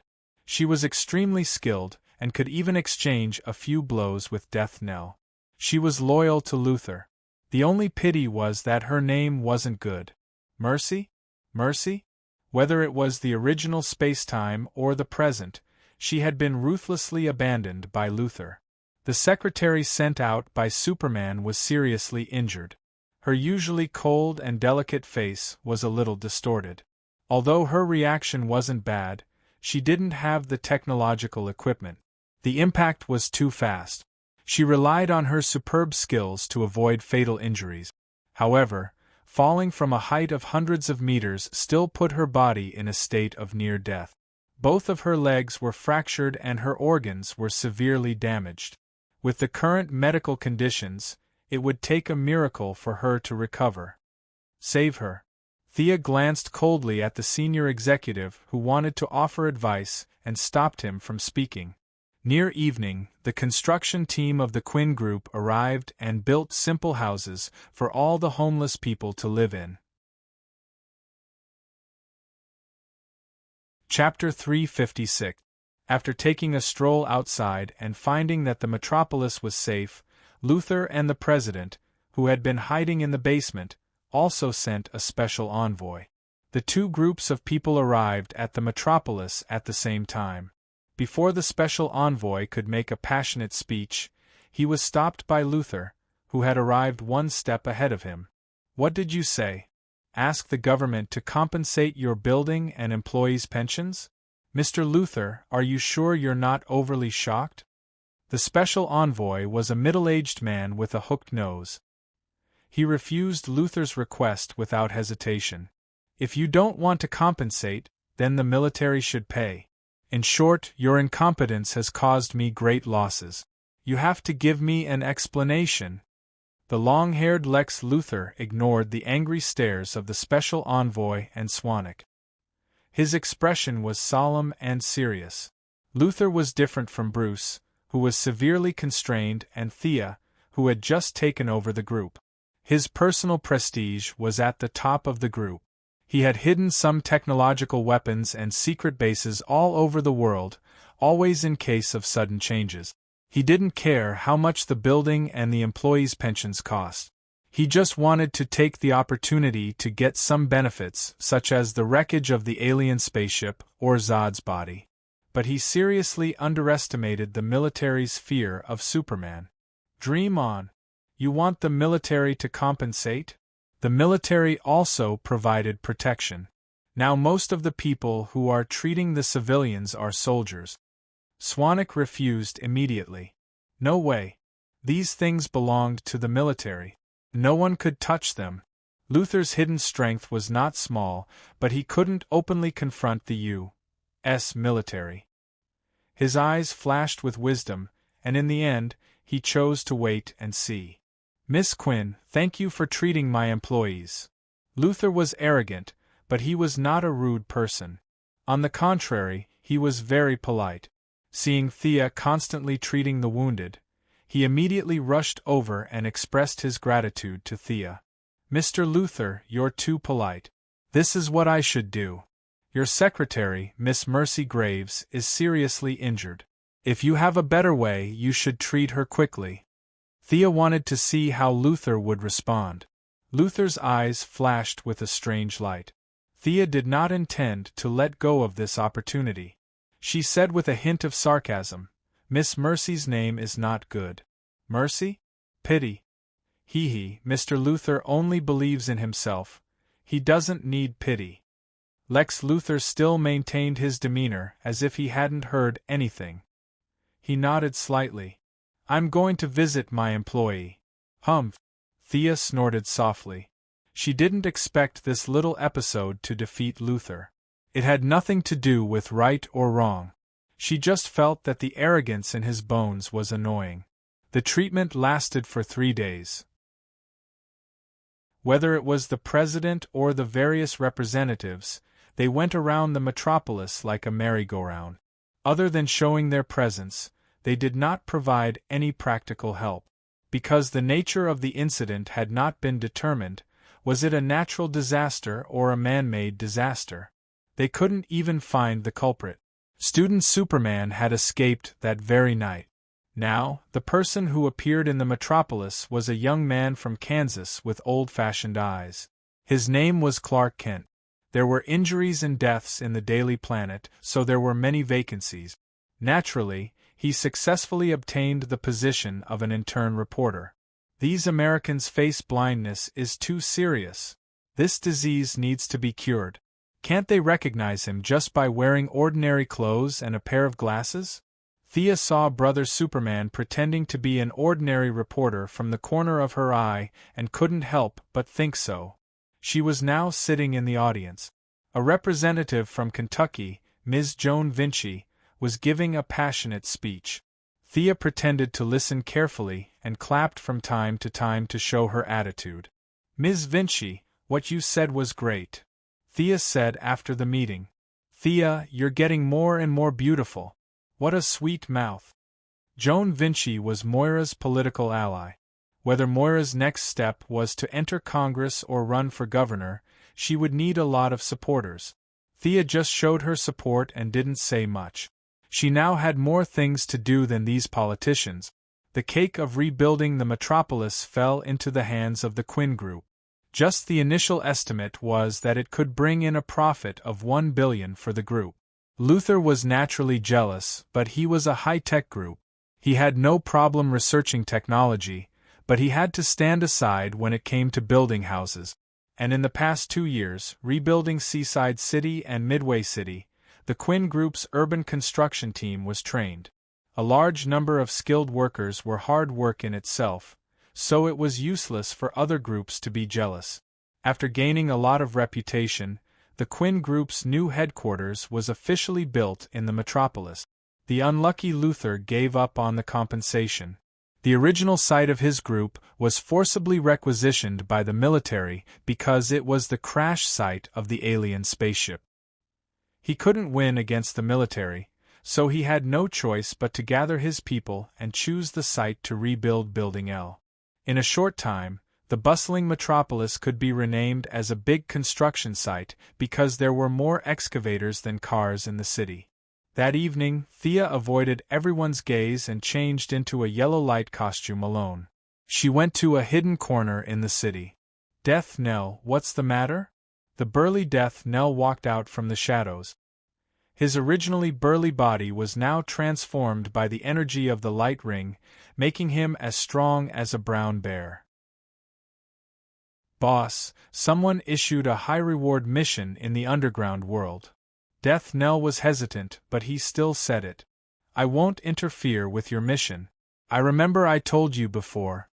Death Knell organized his words and said cautiously, "According to my principles, I will accept it.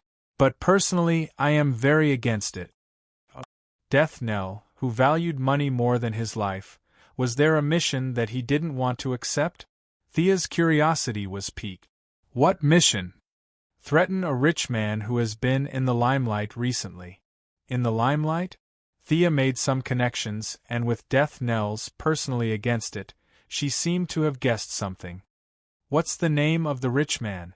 Death Knell gritted his teeth, but the hinting technique made him choose to obey. "Quinn Merlin Group's new chairman, Thea Quinn."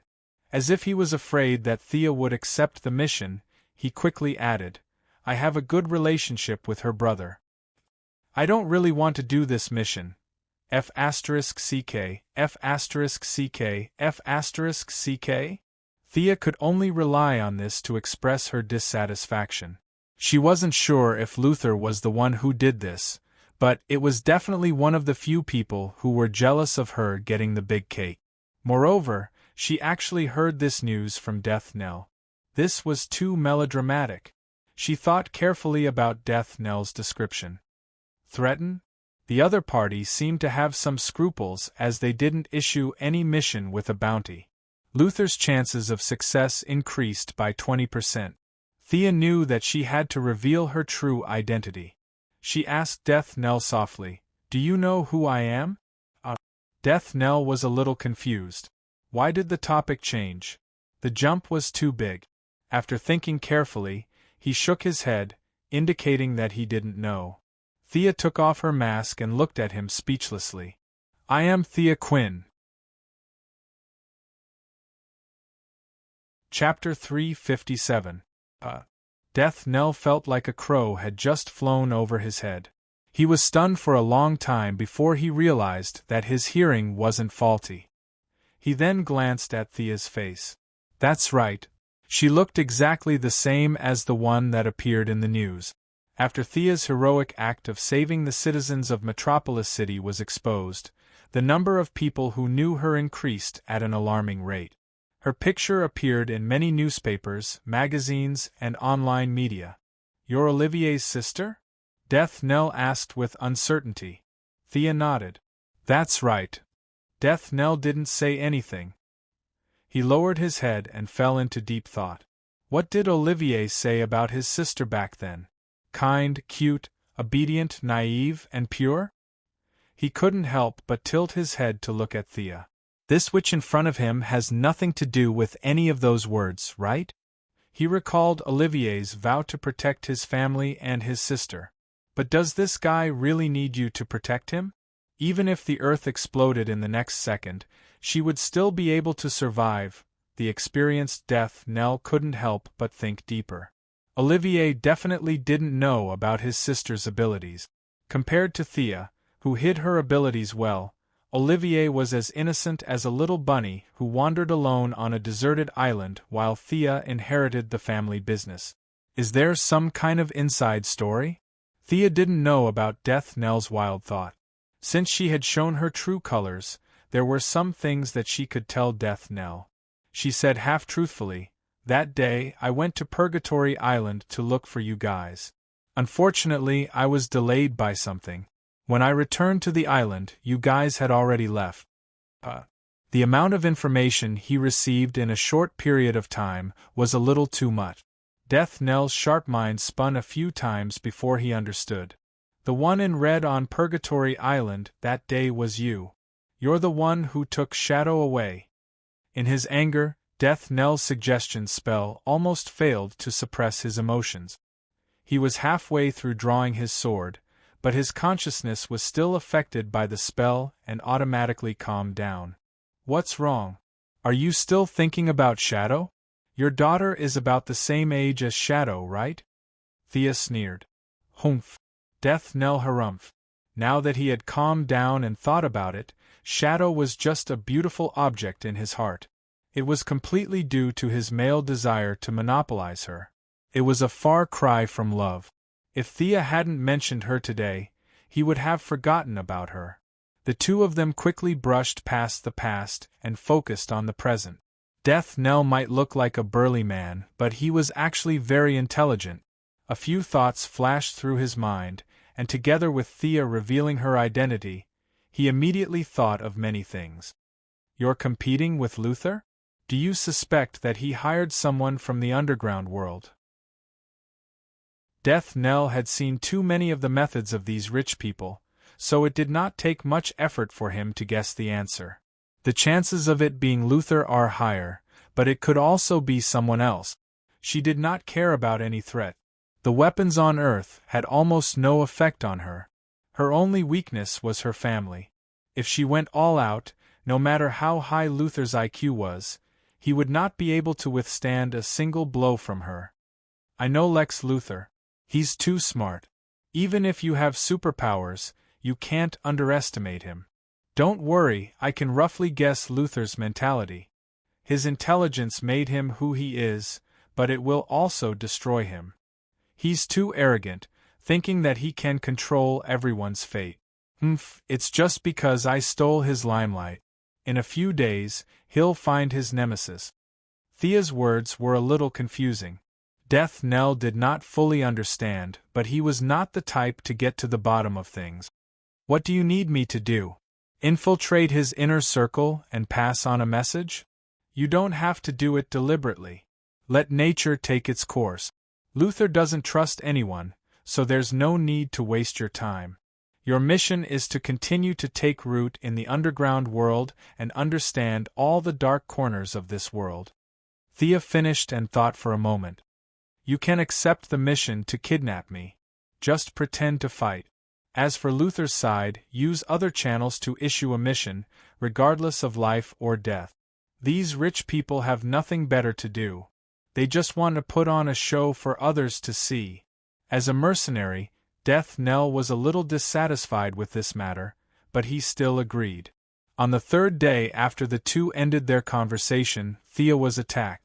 A few days later, she was attacked twice in a row. During the third attack, Death Knell personally took action, but he was repelled by Digger, who was armed with a simple frost gun. Thea was attacked, but Luther's side did not have it easy either. Within a week, he was attacked by gunmen 4 times. The last time, the mercenary Death Archer, who fought alongside Thea against the Charm Witch, could not resist the temptation of money and personally took action. He shot Luther's long hair from a distance, but the bullet was blocked by a layer of transparent energy shield. Subsequently, the underground world removed these two missions at the same time. Both of them revealed some technological equipment. As for whether it was active or passive, only they knew. Just as Thea predicted, Luther quickly shifted his attention. Ordinary business battles did not have much interest in him. He had his eyes on the superhero who had recently risen in the metropolis, Superman. This pair of old enemies still had the fate of going against each other. Because of the battle between Superman and Zod, where the spaceship destroyed his iconic building, the conceited Luther was jealous, dissatisfied, fearful, and other emotions mixed with hatred. As for Thea, because she was too busy, some people sent her a signal to stop, and she obediently withdrew the bounty. She spent the extra energy on studying the Kryptonian genetic modulation map. The data was extensive and profound. In the movie, Luther secretly used Zod's corpse to create Doomsday. This was simply nonsense. The probability of finding information on the super-biological cells invented by the ancient Kryptonian scientists in such a huge amount of data was less than 1 in a billion. Thea was clearly looking for information on Doomsday. Gideon worked with the supercomputer and searched for 2 days before he found it in an inconspicuous corner. Luther was very smart and had the so-called level 9 intelligence, but this referred to his IQ. In terms of pure computing power, he could never catch up to an artificial intelligence. It was obvious that someone of a higher level had interfered with his judgment. The mastermind behind this, if there were no surprises, was Dawn Star Darkseid's uncle, the Wasteland Wolf. The other party definitely did not teach Luther the knowledge of Doomsday just because he was a complete celestial being. There was a lot of inside information. Thea could not see the other party's intention at the moment. She could defeat mortals, but she was a little weak in the eyes of the new gods. She needed to plan ahead. Kill Luther directly? First of all, Luther was not easy to kill. Second, if Luther died, there would be others. There was a company of mad scientists on Earth. What was to come would come, and it would not stop because of one person's life or death. Thea did not want to run away. She wanted to see how strong these new gods were. She ordered Gideon to bring up all the information on Doomsday. She wanted to study it carefully to see if there were any flaws, and if she could even take Doomsday for her own use. Chapter 358. No, it's still not working. Thea flipped through the records of Doomsday from the past tens of thousands of years on Krypton. Countless scientists had tried to control Doomsday and make this biochemical weapon their own. Genetic modification, cell manipulation, targeted therapy, some methods that Thea could think of and some that she had never seen before had been tested on Doomsday one by one. But all these attempts failed without exception. The scientists did not dare to let Doomsday's cells grow, so they had no choice but to seal off the Phantom Zone. Doomsday had been resurrected twice over the past tens of thousands of years. Although the Kryptonians did not have the power of Superman, they still found Doomsday's weakness, which was his fear of kryptonite. Both times, Doomsday was defeated by the sheer number of Kryptonians. The ancient Kryptonian god, Ra, once left a prophecy that Doomsday would return to the world. In order to prevent the recurrence of the disaster, the Kryptonian Supreme Council originally planned to destroy all the data, but in order to preserve the information of Doomsday for future generations, they finally chose to seal it. There were 3 conditions to resurrect Doomsday: Doomsday's cells, Kryptonian corpses, and Kryptonian genetic modification technology. Now, Doomsday's cells were brought out by Zod, who was exiled to the Phantom Zone. Besides General Zod, there were 4 more Kryptonian corpses than in the original timeline. When the spaceship exploded, there might be some corpses that were blown up, so it was hard to count. Thea had all the genetic modification technology in her hand. When she first read the data, she was very rough. It was more like cutting than copying. Plus, the spaceship had crashed. At best, only 10% of the data was left for the military. Even this 10% was incomplete. Some of the data had conclusions but no derivation process, and some had reasons but no result. It was difficult for the scientists on Earth to derive anything from these incomplete data. Thea had tried to participate in the research of extraterrestrial technology, but the military's intention was obvious. They would only allow outsiders like Thea and Luther to participate if they could not find anything. As for Superman, he wanted to participate? He would wait until all the people on Earth were dead. Everything was back on track, and the citizens of the metropolis had recovered from the shock. The official data was that thousands of people were killed, but Thea was in charge of the medical cabin. According to the most conservative estimate, the death toll was no less than 5,000, and tens of thousands of people were missing. However, this was all Superman's fault and had nothing to do with her. She would rush to the alien planet every few days to modify Fiora's memory to the final stage. In the beginning, everything went smoothly. The image of General Zod gradually became an elder in Fiora's heart, a relative. Subconsciously, she did not reject this kind of scene. However, when it came to the change of allegiance, Thea felt a strong resistance. Fiora's recognition of her was really low. Thea refused to admit defeat and continued to increase her magic output. She had to convince her. Fiora, who was unconscious on the first day, subconsciously lost her loyalty and was filled with confusion. Thea took advantage of the situation, and the effect was remarkable. However, there was a sudden change on the second day. Fiora's allegiance was forcibly conjured up in her mind, and it was none other than Thea's old acquaintance, Clark Kent. Damn. Do you know each other? You should pledge your loyalty to him. In the original spacetime, you had at least fought with him once, but in this world, Fiora had only met him once when Superman surrendered. The two of them weren't familiar with each other at all. She had painstakingly spent half a day to train someone else's underling? Thea was not so selfless. Her magic continued to pour in. On the third day, something even more devastating happened. Perhaps Fiora really did not have a deep impression of Superman, and the idea of pledging her loyalty came and went quickly. However, there was an inexplicable mission to continue Krypton in her mind. It sounded great and noble, but Fiora's subconscious thought was that the way to continue Krypton's mission was to give birth to babies for Superman. Thea directly spat out a mouthful of old blood. Just thinking of the image made her irritated. She might as well pledge her loyalty to Superman. In desperation, Thea could only wake Fiora up.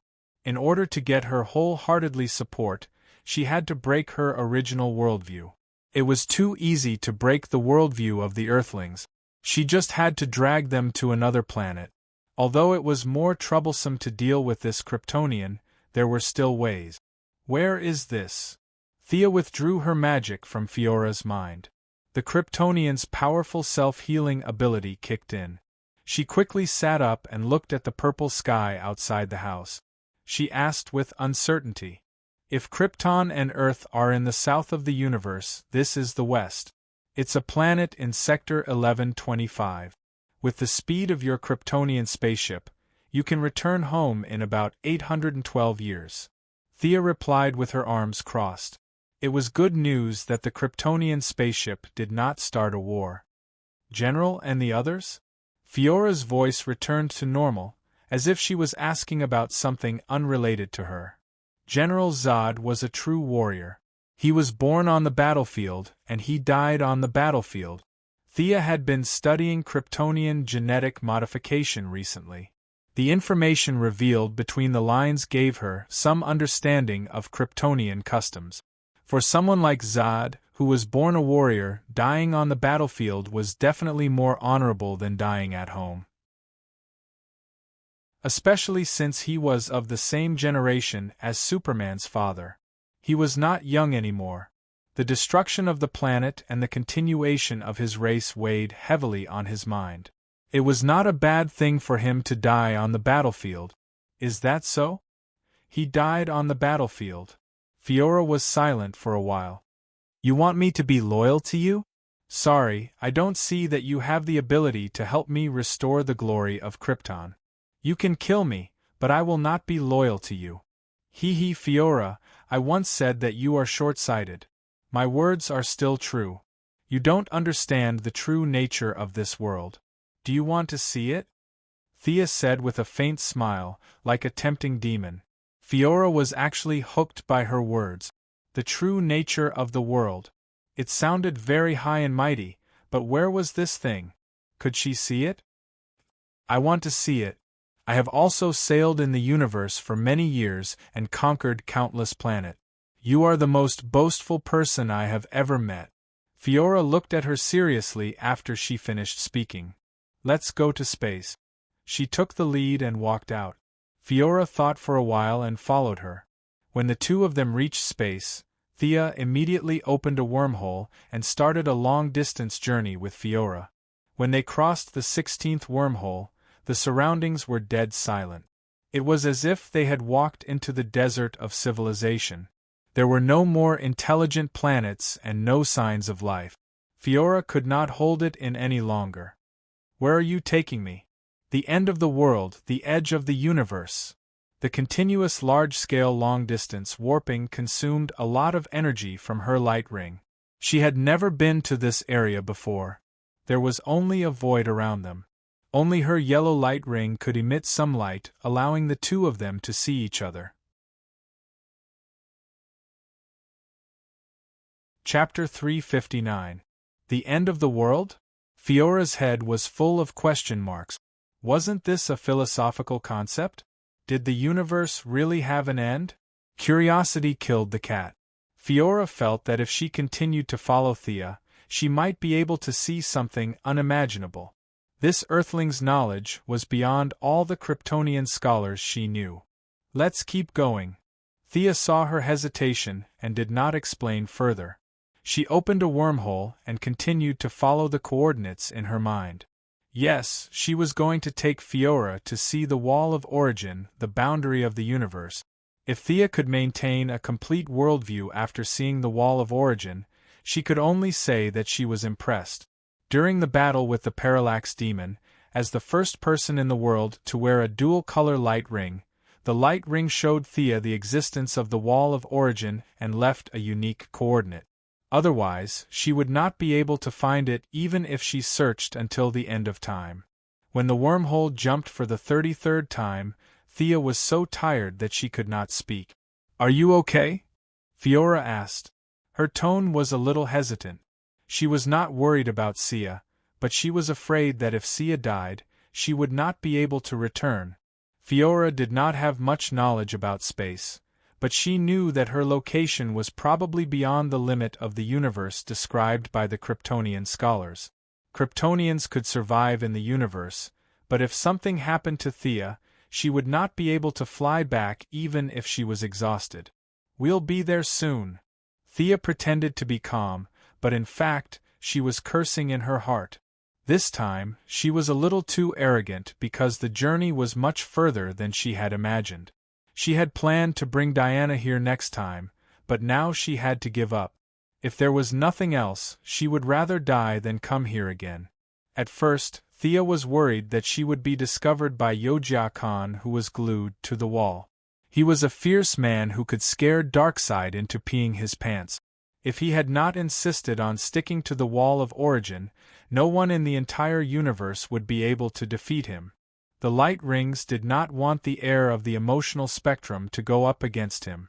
The coordinates they left for Thea were the few places where she would not be discovered. It was as if they were sneaking into the village to shoot at her. We're here. Thea panted as she spoke. Fiora was not in the mood to care about her anymore. What did she see? There was actually a wall of unknown height in the universe in the void? Fiora couldn't see where the boundary of the wall was even after using her eyesight. All she could see was a mysterious brilliance. All kinds of brilliance reflected each other's brilliance. It was really difficult to use words to describe the wonders here. This is the world boundary you mentioned? Fiora had to admit that she was stunned. If Krypton hadn't been destroyed, she wouldn't have been able to witness such a scene for the rest of her life. Thea rested for a while before carefully looking at it. It was also her first time here, and she found that it was countless times more sacred and solemn than she had imagined. Even though she was mentally prepared, she still felt incomparably shocked by the vast and distant sense of mystery. Facing Fiora's question, she cleared her throat and said, "This is the universe boundary I mentioned, the end of the world. The ancient scholars called it the Wall of Origin. Outside the wall is the source, and all the answers are there. The source of everything is there. Countless strong people have tried to pass through this wall to find the source, but without exception they all failed. Those who failed would be stuck on the wall. Currently, there is an unparalleled strong person on the wall. We can't call him by his name directly. You only need to know that even the most powerful evil god in the universe would turn around and flee upon hearing his name. You can imagine how terrifying this place is. Then why did you bring me here?" Fiora couldn't see what the wall had to do with her. "It has nothing to do with you, but it has something to do with me. I'm still very weak now, but I want to go to the other side of the wall to see what the source is. If I can control the source, perhaps I can have the power to change cause and effect, change time, and turn non-existence into existence," Thea said softly. She didn't finish her sentence and hid the second half of her sentence. Perhaps if she could control these powers, she would be able to compete with those existences whose names couldn't be mentioned. Just thinking about it made her excited. Turning something that doesn't exist into something that exists? Fiora muttered in a low voice. That's right. On that day, perhaps Krypton could return to the universe again. Your parents and friends might still be waiting for you to return home like before you were destroyed. Thea didn't know if she had such an ability, but she wanted to draw a big picture first. Anyway, she was determined to reach the peak. If she were to die midway, then there would be nothing left to talk about. But what if she could succeed? What if she could really embark on the path of immortality? At that time, it wouldn't be difficult to restore Krypton. Fiora was completely stunned. She couldn't think of such an ingenious idea even in her dreams. She wanted to ask Thea if she was bragging, but the endless wall in front of her reminded her that Thea was indeed extraordinary. Seeing her hesitation, Thea decided to give her another dose of medicine. "Do you know how Krypton was destroyed?" Fiora didn't know why she suddenly asked this question, but she still answered. The core of the planet was destroyed, and the planet exploded. This is what we saw with our own eyes in the Phantom area. What you said is only one of the current mainstream views. Thea didn't give Fiora a chance to interrupt and continued. The Green Lanterns once went to the wreckage of the planet to investigate. There were traces of the advanced artificial intelligence Brainiac's activities at the scene.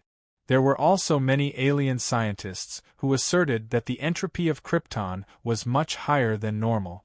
This didn't seem like a natural reaction. Many people thought that it was man-made. This is also a view. Thea told her about 5 to 6 reasons she knew about the destruction of Krypton. Seeing that Fiora was dumbfounded, she continued, "Do you understand? The genetic technology of Krypton has reached the point where it can threaten some strong people. The destruction of your planet is not simple. I can only say that there must be the answer you want to know in the source behind the wall." Thea reached out her hand. "I'm still very weak now, but I really need your help." Fiora was struggling in her heart. The information she received in this quarter of an hour was more than the information she received in the previous 30 years. Did she know nothing? Facing Thea's hand, she was full of hesitation. Pledging loyalty to an outsider was simply unimaginable. But the glory of Krypton was restored, and she was full of expectations. How should she choose? Thea didn't urge her, but just raised her hand and waited for her response. Time passed by, and finally Fiora made up her mind. Her genes determined that she was an adjutant, and she could only be an adjutant. If there was no one to assist her, her life would be meaningless. This was a command that was deeply rooted in the genes, and she couldn't refuse. Okay. I promise you. The two of them shook hands with each other. Sia revealed a satisfied smile. Chapter 360. Thea was very happy that she had successfully subdued Fiora. This time, she did not use magic. Instead, she used facts and reason to convince others. This feeling of accomplishment was really intoxicating. Although Fiora's desire to revive Krypton played a decisive role, the deterrence of the Wall of Origin was also a factor.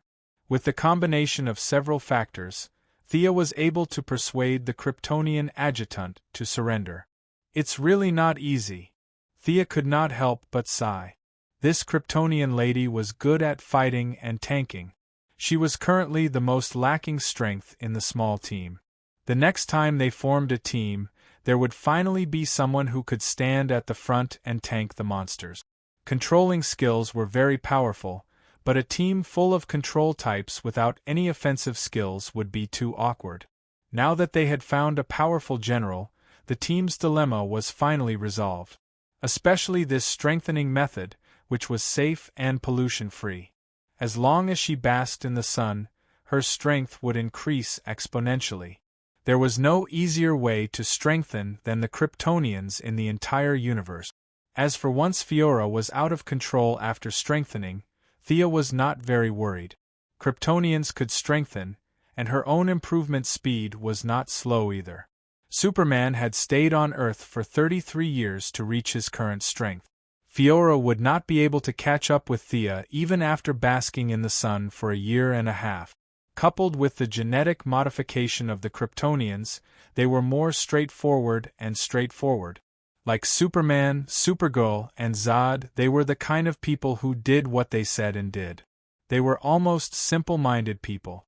From the perspective of the mind-playing game, 100 Kryptonians were no match for one Earthling. Thea did not stay too long near the Wall of Origin. After recovering a little strength, she began the journey back with Fiora. After a few twists and turns, Fiora heaved a sigh of relief when she saw the traces of a civilized planet again.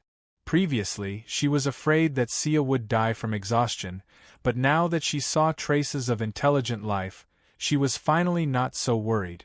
What do you want to say? Thea had used up a lot of her strength and needed to stop and rest from time to time. She saw that Fiora was hesitating to say something. General's body. Can you help me get it? Fiora asked uncertainly. Don't worry, I've already gotten it back, Thea said, retrieving General Zod's corpse from her spatial ring. General Zod was the most important person to Fiora, and his death at the hands of Superman was considered a civil war among the Kryptonians. It would not cause much backlash. However, if his corpse was dissected by the Earthlings, Fiora would definitely not agree. Thus, Thea had long sought out the African minister to obtain the corpse. Earth scientists are more concerned about spaceships and don't care much about corpses.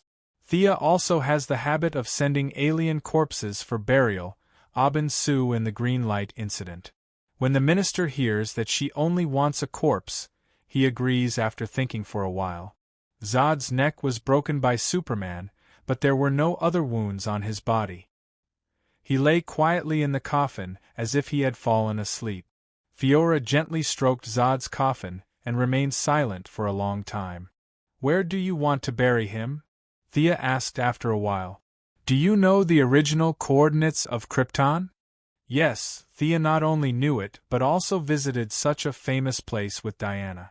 The two soon arrived at the place where Krypton exploded. The original planet was long gone, replaced by countless fragments of planets and space junk, which were scattered messily, indicating that there was once a strong civilization here. Thank you. Fiora found the largest fragment of the planet and buried General Zod on this piece of land. Then, she turned back and sincerely thanked Thea. What are you talking about? We are partners in the future. After solving all the problems, she returned to Earth with Fiora and found an empty house in Star City. Take off your helmet, Thea ordered domineeringly. Fiora was dumbfounded. After listening to Thea's explanation, she realized that she was going to be exposed to the sun. Although she was puzzled, she still took off her helmet. Ah! The first time she was exposed to the direct sunlight of the yellow sun, the Kryptonian cells in Fiora's body were activated by the sunlight, and a large amount of information flowed into her brain. Fiora only screamed once before she fainted. She knew it. From the first time she came into contact with the sunlight, it could be seen that Fiora's combat talent was far inferior to Zod's. Although Captain Zod was also dizzy from the sunlight, he was still conscious. He could still walk 2 steps with the help of others. Fiora, on the other hand, directly fainted. The difference was obvious. Sia conjured some tables and chairs, placed her properly, and waited for her to wake up. 2 hours later, Fiora slowly woke up, but his condition couldn't be described with just the word bad. His eyes were blurred and his voice was wavering. Only when Thea dragged her into a room made of pure lead did Fiora breathe a sigh of relief. "What happened to me?" Fiora asked weakly. "You Kryptonians can increase your strength by absorbing the yellow sun, and there is no upper limit. This is a unique talent in the entire universe," Thea said enviously. Fiora did not have the strength to argue with her. She shook her head and did not want to talk. She did not know? Thea rubbed her chin and pondered. Finally, she realized that there was something wrong with the sequence. Fiora did not see the battle between Superman and Zod, so she did not realize how strong the Kryptonians were. This was easy. Thea pulled up the video of the battle from the satellite and showed it to Fiora. When she saw Zod flying in the sky and burrowing into the ground, and his eyes were emitting heat rays, Fiora was stunned. She looked back at Thea, who understood the situation and hoped for further explanation. Thea pointed at the screen. "This guy in blue tights and red cloak is the Karl heir you are looking for. You have seen him before. He has lived on Earth for 33 years. Now, people on Earth call him Superman because he is so powerful. The one who fought with him is General Zod. He was in the same situation as you are now. He was directly exposed to the yellow sun, and that is why he has such earth-shattering power. You see, this is the real strength of the Kryptonians. As long as the yellow sun is not exhausted, your strength will increase without limit. Do you understand what this means?" Thea asked. Fiora shook her head blankly, indicating that she did not know. "If there are 1,000 or 100 Kryptonian warriors like you, no other race will survive. After knowing this, do you still think the destruction of Krypton was accidental?" Thea asked Fiora seriously. Fiora was speechless. In this short span of a day, she had accepted too many things that she didn't know before. Her brain, which was originally considered sharp, was now a mess. She really didn't have much ability to think. Chapter 361. The Kryptonians' first exposure to sunlight was mainly due to receiving too much information in a short period of time, causing them to faint. After Fiora adapted to the environment and blocked out a large amount of useless information, the only thing left was feeling comfortable. Super senses, heat rays, freezing breath, super strength, speed, endurance, and that incredible super recovery ability. The two occasionally exchanged pointers. Thea had tried to attack Fiora with magic, but she was somewhat speechless because of their super recovery ability. Even if she used magic to control Fiora, it was useless. Warriors like Zod and Fiora, who had conquered countless planets, had strong willpower. Their magic could not be controlled for long, so it was difficult to cause fatal damage to them in this limited time. For example, the Kryptonians were the type of people who had a long HP bar and fast recovery ability. Without kryptonite to weaken them, it was impossible to kill them. Usually, after casting a bunch of spells, the damage received would be offset by their strong recovery ability. When the Kryptonians woke up, they would be fine. If there was no kryptonite in this world, It would not be an exaggeration to say that the Kryptonians were gods walking on the ground. After Fiora adapted to the new strength in her body, Thea took her to Corriga. "This is your new subordinate?" Thea and Sinisto met again. Both of them looked behind each other at the same time and were a little speechless. Sinisto's first two recruits were all normal people. Perhaps he felt that Thea's previous recruits, such as the dead people and the evil gorillas, were very different and cool. This time, he had also spent a lot of effort to find two subordinates with unique bones to compete with them. But he did not expect Thea to change her style and take the normal route this time. His original intention to compete with her was like a punch to the air. Thea looked at the two subordinates that Sinisto had recruited this time and could not help but sigh. The universe was so big that it was full of strange things. One of them was called sludge, a cell-like creature. Its outer membrane was a corrosive liquid, and its insides contained the corpses of many enemies. Usually, it would lie on the ground in a green mass, but it could barely maintain a human form during battle. The other fellow was even scarier. It was a deadly virus that was usually as small as a speck of dust.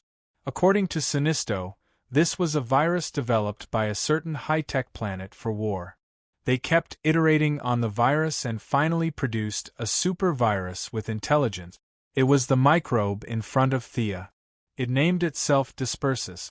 "Your new subordinate is a Kryptonian?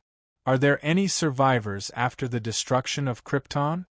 Sinisto originally thought that Fiora was an Earthling, but the light ring scan gave him a slight shock. He was actually a remnant of an extinct planet. In terms of rarity, he wasn't inferior to his subordinate. There were more and more feelings of fear in the universe, and the collection of yellow energy was also increasing. Sinisto had made a lot of light rings, so he didn't have to live so frugally like before. He threw a yellow ring to Fiora. The Kryptonians' technological weapons are very powerful, but their combat power is not high. "I agree to let you join the Legion, but you have to show off your skills to my subordinates," Sinisto said sternly when he saw that the two of them were about to leave. Thea almost burst out laughing when she heard that. "The Kryptonians' combat power is not high. That's because you don't understand the body structure of the Kryptonians. Let Leader Sinisto see the Kryptonians with low combat power." Thea signaled Fiora to show them his strength. Previously, Thea had told Fiora about their current situation of being harmonious on the surface, and Thea had also talked about her ambition to control the Yellow Lantern Legion. Fiora naturally knew what he needed to do. That was to intimidate. Only by suppressing everyone with absolute strength would he be able to take over the army after Sinisto. Thea allowed Fiora to join the Yellow Lantern Legion because the Yellow Lantern Legion had a function that was not very eye-catching: Kryptonian recharge. This function was meaningless to any other race, and only the Kryptonians could use it. What if the Kryptonians couldn't absorb sunlight during battle and their energy was depleted? Ring recharge. What if the kryptonite damaged their combat power and caused them to fall to the bottom? Ring recharge. The term perpetual motion machine was used to describe the Kryptonians who wore the Yellow Lantern ring.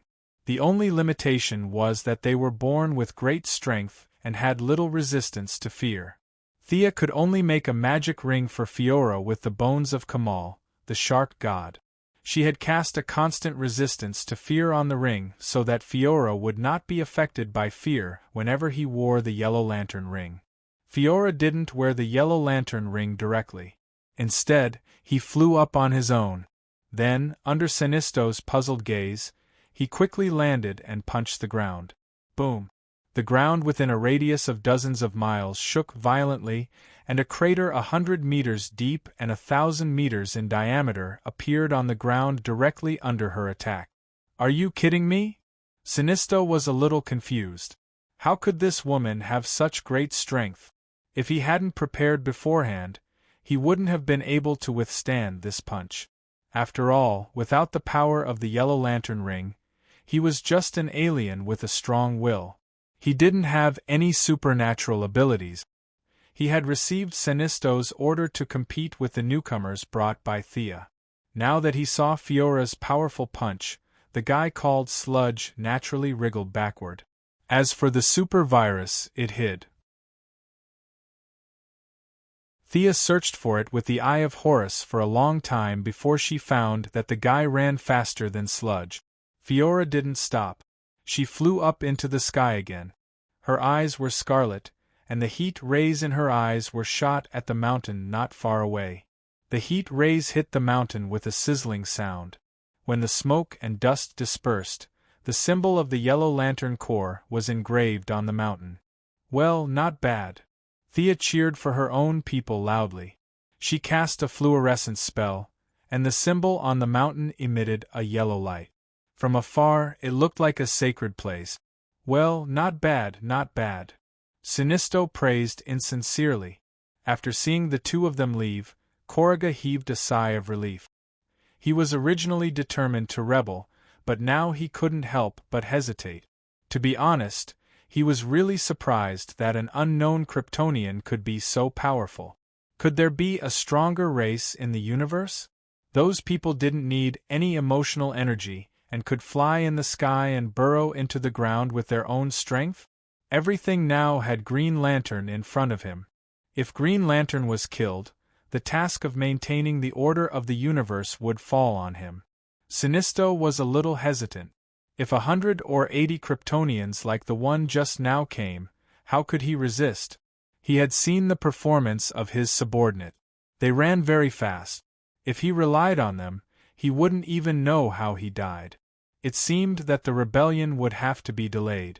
Sinisto couldn't help but think that he needed a few loyal subordinates. Chapter 362. Thea did not know that Fiora's strong performance had made Sinisto cautious for a while. On the way, she tested Fiora's concretions. The Kryptonian adjutant's imagination was much better than Grodd's, but most of her concretions were technological weapons. It could only be said that her own strength was far beyond the ability of the concretions. The light ring only provided her with energy to recover. Relying on the power of emotions to replenish the energy lost in the battle was a fantasy in Fiora's eyes a few days ago. But these days, her worldview was so shattered that she silently accepted this unscientific explanation. When the two returned to Earth, Thea did not arrange a job for her. She just told her to adapt to life on Earth first. Fiora could absorb the yellow sun every day and see her strength growing. She was not dissatisfied with that. But soon, a problem arose. Superman had a supermind. He could learn all the medical books on Earth in 5 minutes and master the knowledge that others learned in 10 years. Fiora was not an omnipotent Superman. The adjutant's genetic modification allowed her to learn a little bit in all aspects. Compared to the Kryptonians of the same race, she was considered to have a strong learning ability. But compared to Superman, who gave birth naturally, there was a big gap. Thea drew a tube of blood from her. The needle was naturally made of kryptonite. In the original spaceship, in order to transform the Earth's climate, it was divided into 2 parts. The kryptonite was sunk in the Indian Ocean. Now, the spaceship did not go anywhere. It crashed in the metropolis. The kryptonite exploded everywhere. Thea secretly collected a lot of it while saving people. Leaving Fiora to study alone, Thea rushed back to her laboratory. She had already obtained her master's degree. Now, she was studying for a doctorate in biological genetics. The blood of God was hard to find. It had always been Thea's wish to let Malcolm and Moira live healthy and happy lives. Of course, if she was in a good mood, she could also bring her 2 brothers along. Malcolm came and went like a shadow. Thea did not know if he was injected with the blood of God. But the effect of Moira's injection was immediate. She looked at least 20 years younger, and her skin regained its luster. At first, Moira was distressed and said that she used to wear makeup to look younger when she went out, but now she wore makeup to look older. Thea was not satisfied with this. Since magic could not solve the problem, she could only turn to science for help. Coincidentally, the genetic modification map of the Kryptonians had fallen into her hand. Naturally, she had to put in some effort in this aspect. Although she did not have a supermind like Superman, Thea's learning ability was far superior to Fiora's. Combined with the knowledge of Earth, the preliminary genetic optimization fluid had been configured. It was completely in line with Earth's technological environment. The Krypton genetic modification atlas only provided her with a direction to advance. Thea didn't stop there. She needed Fiora's blood to extract a substance from the Krypton cells to create a super gene optimization fluid. Who is it? One day, when Thea entered her laboratory again, she found traces left behind by a stranger. Her laboratory was kept secret, and only a few of her closest friends knew the location. Thea turned on the light and saw a young woman in a wheelchair slowly sliding out from the side of the laboratory table. The young woman lowered her posture and said softly, "Miss Quinn, I'm here to ask for your help. Please help me." Thea did not say anything else because she knew this woman. She was Maisie Graves, Luther's secretary and bodyguard. Maisie Graves was seriously injured when the spaceship crashed. It was Superman who rescued her from the ruins. Thea's medical pod had saved her life. Was she trying to gain sympathy by acting like a weak woman now? Miss Maisie's temperament was as miserable as it could be, as if all the misfortunes in the world had fallen on her. If it was an idle drama, this woman would be the female lead. Unfortunately, Thea knew her battle record. She was someone who could fight with death knell. No matter how great the mental blow was, she would not be like this. Sensing that the atmosphere between them was a little tense, the secretary knew that her first trick had failed. She calmly put away her bitter face. After failing to gain sympathy, she began to talk about the current situation. "My legs are completely crippled. Mr. Luther said to amputate them and install mechanical legs, but I can't bear to part with these two legs." The secretary's words were hard to tell if she was lying or not. The tears hanging at the corner of her eyes flowed down completely. Thea glanced at her. Although it was still covered in scars, the lines of the secretary's legs were straight and beautiful after rigorous training. Combined with her appearance, it was indeed a pity to amputate such a pair of legs. Even though she knew that the secretary was up to no good, Thea could not help but ask, "Mr. Luther is an intelligent man. If he can't do anything, what's the use of me?" "Mr. Luther said that your medical pod must have a better version." "I believe him." The secretary's eyes were still shining, but from her tone of worship, it did not sound like Luther's words. It sounded more like the words of a god. Thea chuckled and pointed at her with her finger. "You worship your Mr. Luther so much? Why did you come to me for help? You should know that he is my competitor. He used a lot of tricks behind my back. Why should I help you?" As she spoke, Thea's tone became more and more severe. Her usual smile disappeared, and at this time, her eyes were filled with fear. The secretary persisted for 2 seconds before lowering her head. It was not that she was timid, but Thea's eyes were too scary. She avoided Thea's gaze, but the fear did not dissipate. The huge mental pressure almost made her collapse. However, since she was chosen by Luther, her quality was indeed far better than ordinary people. Her hands clasped the wheelchair handles tightly, and blood dripped from her lips. She did not beg for mercy. She just silently endured the mountain-like pressure in her mental world. Humph! Thea withdrew her mental deterrence. The secretary's willpower was extraordinary. According to Thea's observation, among the ordinary people who had not been strengthened, only Nightwing, Barbara, and a few others could reach this level. Even Laurel and Tommy might not be able to reach this level. Of course, Batman was not in the discussion.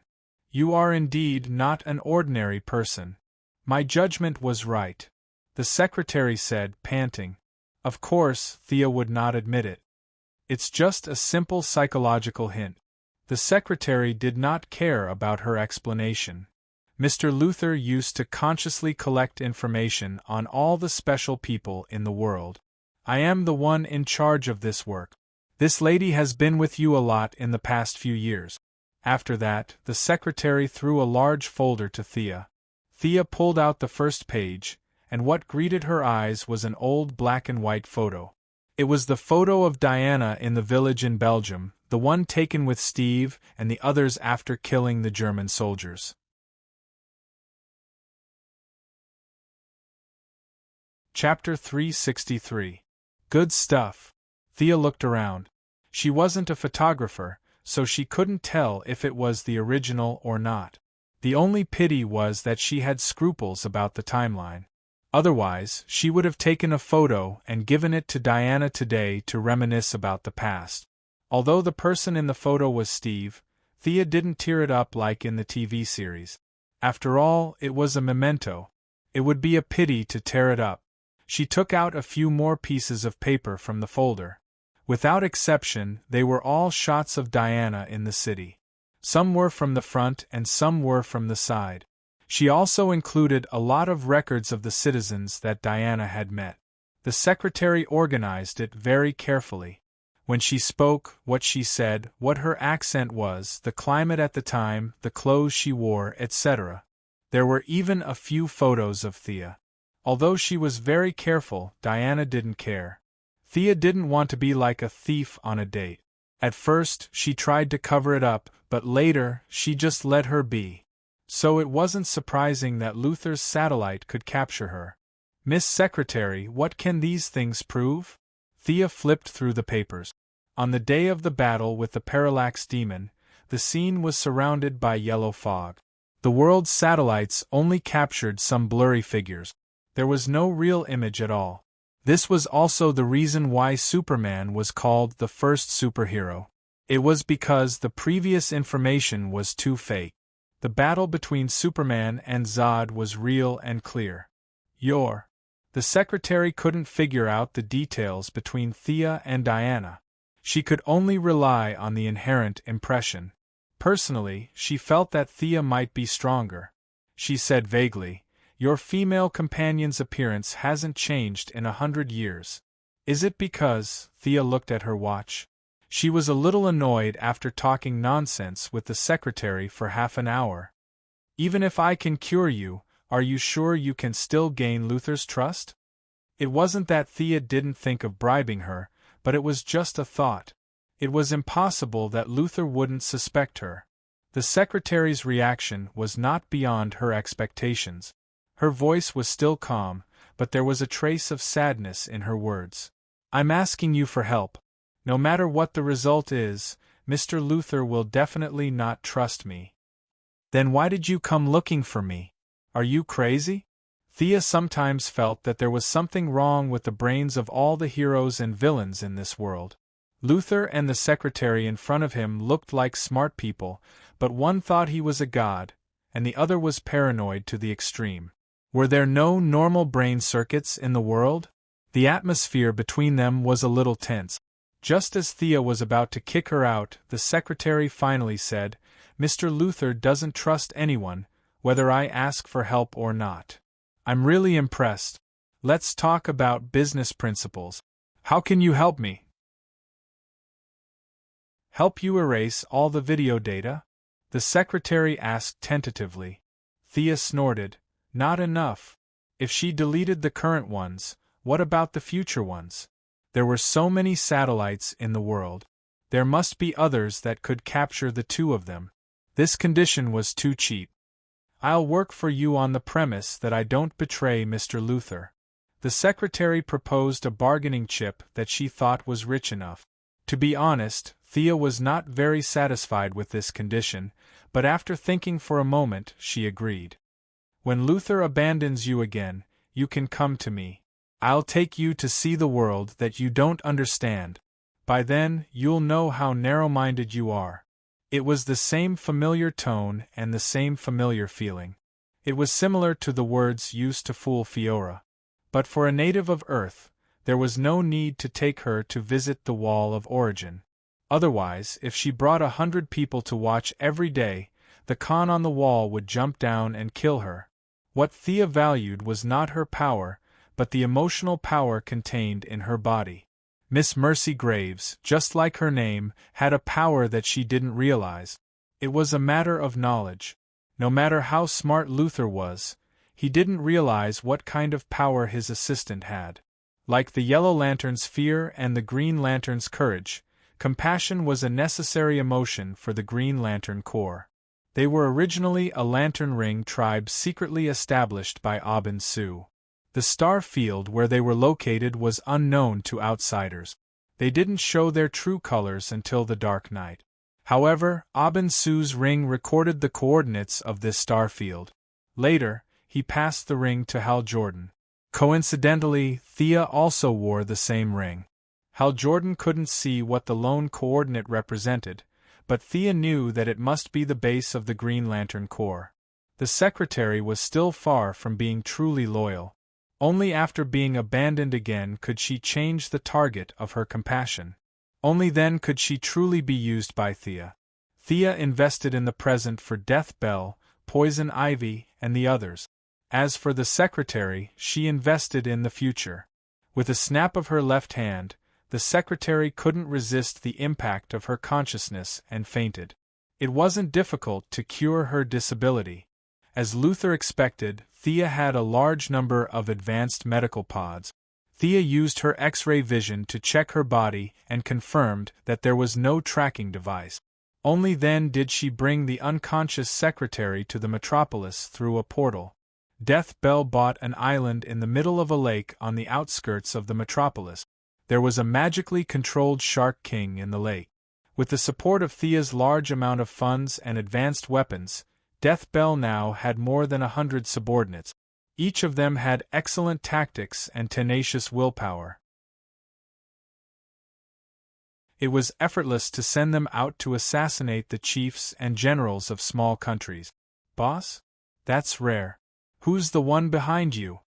The one who greeted Thea with a smile was Poison Ivy. Now, Thea's subordinates addressed her indiscriminately. Some called her boss, some called her boss, and some called her general like Fiora. Thea didn't care, she could call her whatever she wanted. Thea wrapped the secretary with her spiritual energy.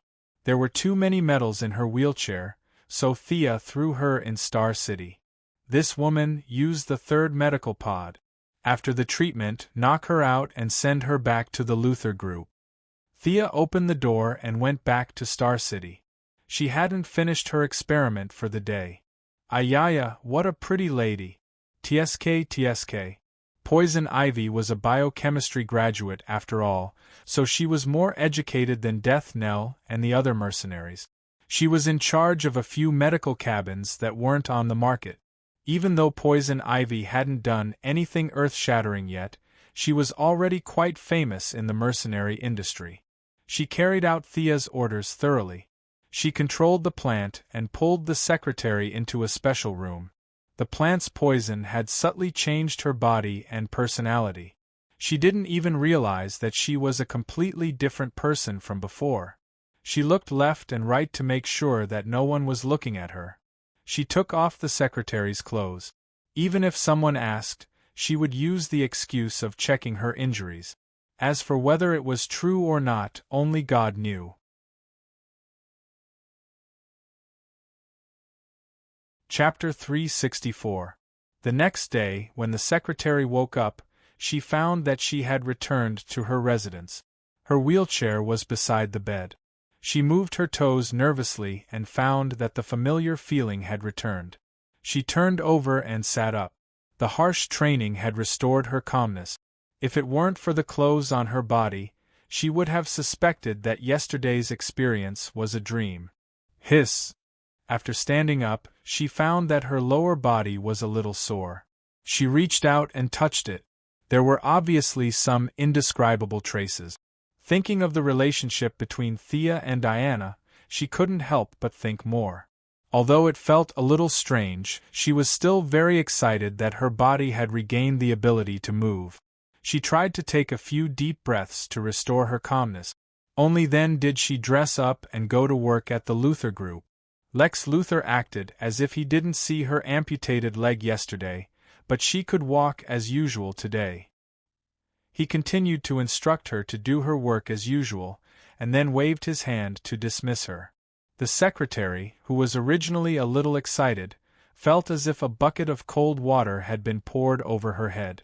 The joy in her heart disappeared, and only bitterness and grief remained. On the African prairie, in a wooden house in Ethiopia that didn't communicate with the outside world. The house was filled with a tempting fragrance. Thea and Diana had a very long practice with a warm and tense atmosphere. The effect of magic to transform the body was not as good as divine power, but it was more or less. Recently, Thea had been violently absorbing sunlight and moonlight. Her physical level was rapidly catching up with Diana. At this time, the practice could go back and forth for a few rounds. Is there any problem with the daily management of the temple? Diana stood up and gracefully wrapped her body with a bath towel. She asked Thea, who was combing her hair. Well, the Isadora you recommended is indeed a fanatical believer of the moon goddess. Under her leadership, many nearby citizens have a shallow level of faith. I can even absorb the power of faith from the temple. I think the situation with the moon goddess will be much better. Thea was very happy to mention this. Initially, with the addition of the water element to her body, Thea's overall magic power had decreased a little in order to balance the various elements. But with the reconstruction of the Temple of Artemis, the statue that Thea left on Paradise Island had transmitted a lot of faith power to her through some unknown attraction. This power of faith was provided by the Amazon female warriors in the past 100 years. The amount of faith was not much, but it was pure enough. The power of faith had been converted into divine power, and then into magic power, greatly making up for the previous deficiency. Her overall magic power had even increased by a notch. Now, Thea's 5 elemental magic powers were operating more flexibly and naturally. As long as she could find more earth element magic to add to her body, she would be able to form a perfect cycle in her body. Light, darkness, earth, fire, water, and wind elements would circulate. It would be an exaggeration to say that she would have an endless cycle, but her endurance would increase to an unimaginable level. Isadora is a member of Mother's personal guard. She has rich combat skills and is devout in her faith. I think it would be foolproof to have her in charge of the temple. Diana was generous with her praise for the person she recommended. Thea did not speak. At first, the temple was just to attract Diana's attention. Later on, Thea basically did not care about it. Everything was done by Bruce Wayne. He must have worked so hard to return the favor. Looking through the information provided by the secretary, Diana sighed when she saw the old photos. Just as she was about to speak, she sensed something and said sternly, "Someone is coming, and it's very fast." Thea looked outside the door and said softly, "Amanda, how did this guy find this place?" They looked at each other, a little confused. Fortunately, Amanda came quickly and pushed the door open and walked into the wooden house alone. "It's not easy to find you." Amanda's tone was calm, without the slightest hint of panic. She chose to ignore the fact that they were only wrapped in bath towels, their shining long legs, and their flushed faces. "You've been running all over the world. I've mobilized 30 satellites and 2 action simulation analysis teams to find you." Thea nodded. She did not want to hide her relationship with Diana from anyone. She knew what she should know and would never know what she should not know. She was just curious about why Amanda was looking for her.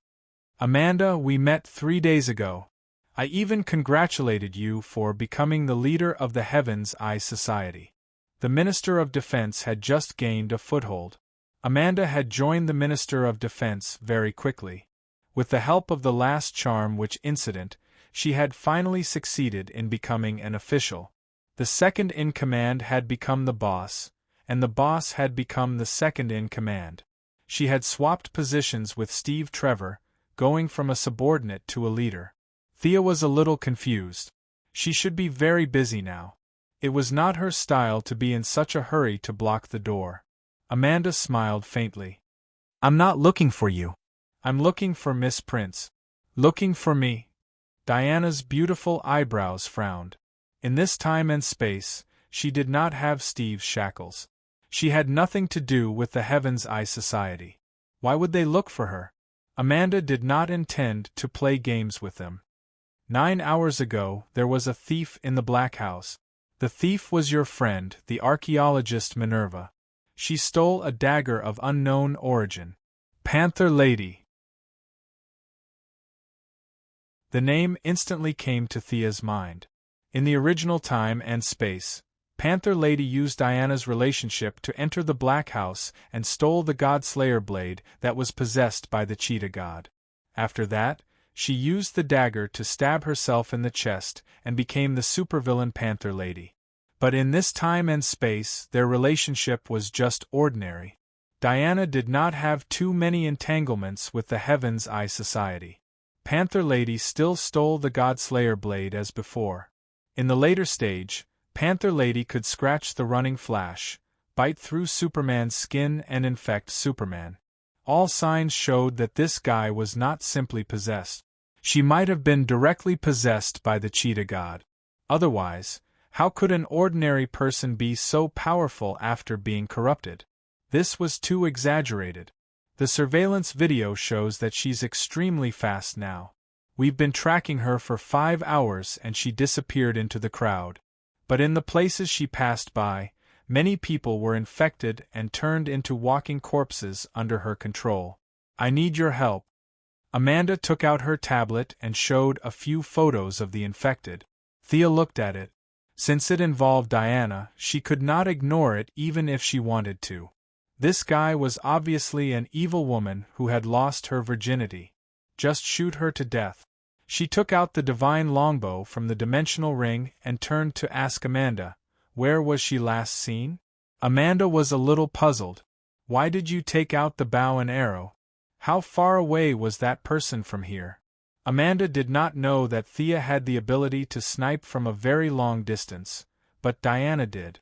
She hurriedly pressed Thea's arm. She's not a bad person. We should try to save her.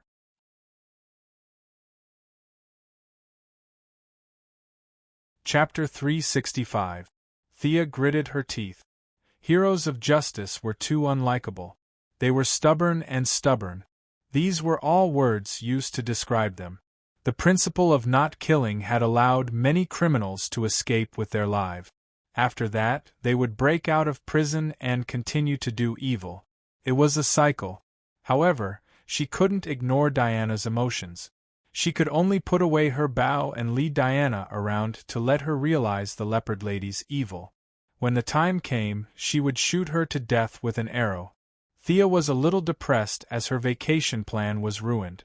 She reached out her hand to Amanda. Give me all the information. Whether she's alive or dead, we'll take care of her. Amanda smiled happily. It's best if she's alive. If you catch her alive, I'll return you a huge favor. A huge favor? Thea's eyes rolled twice as she thought quickly.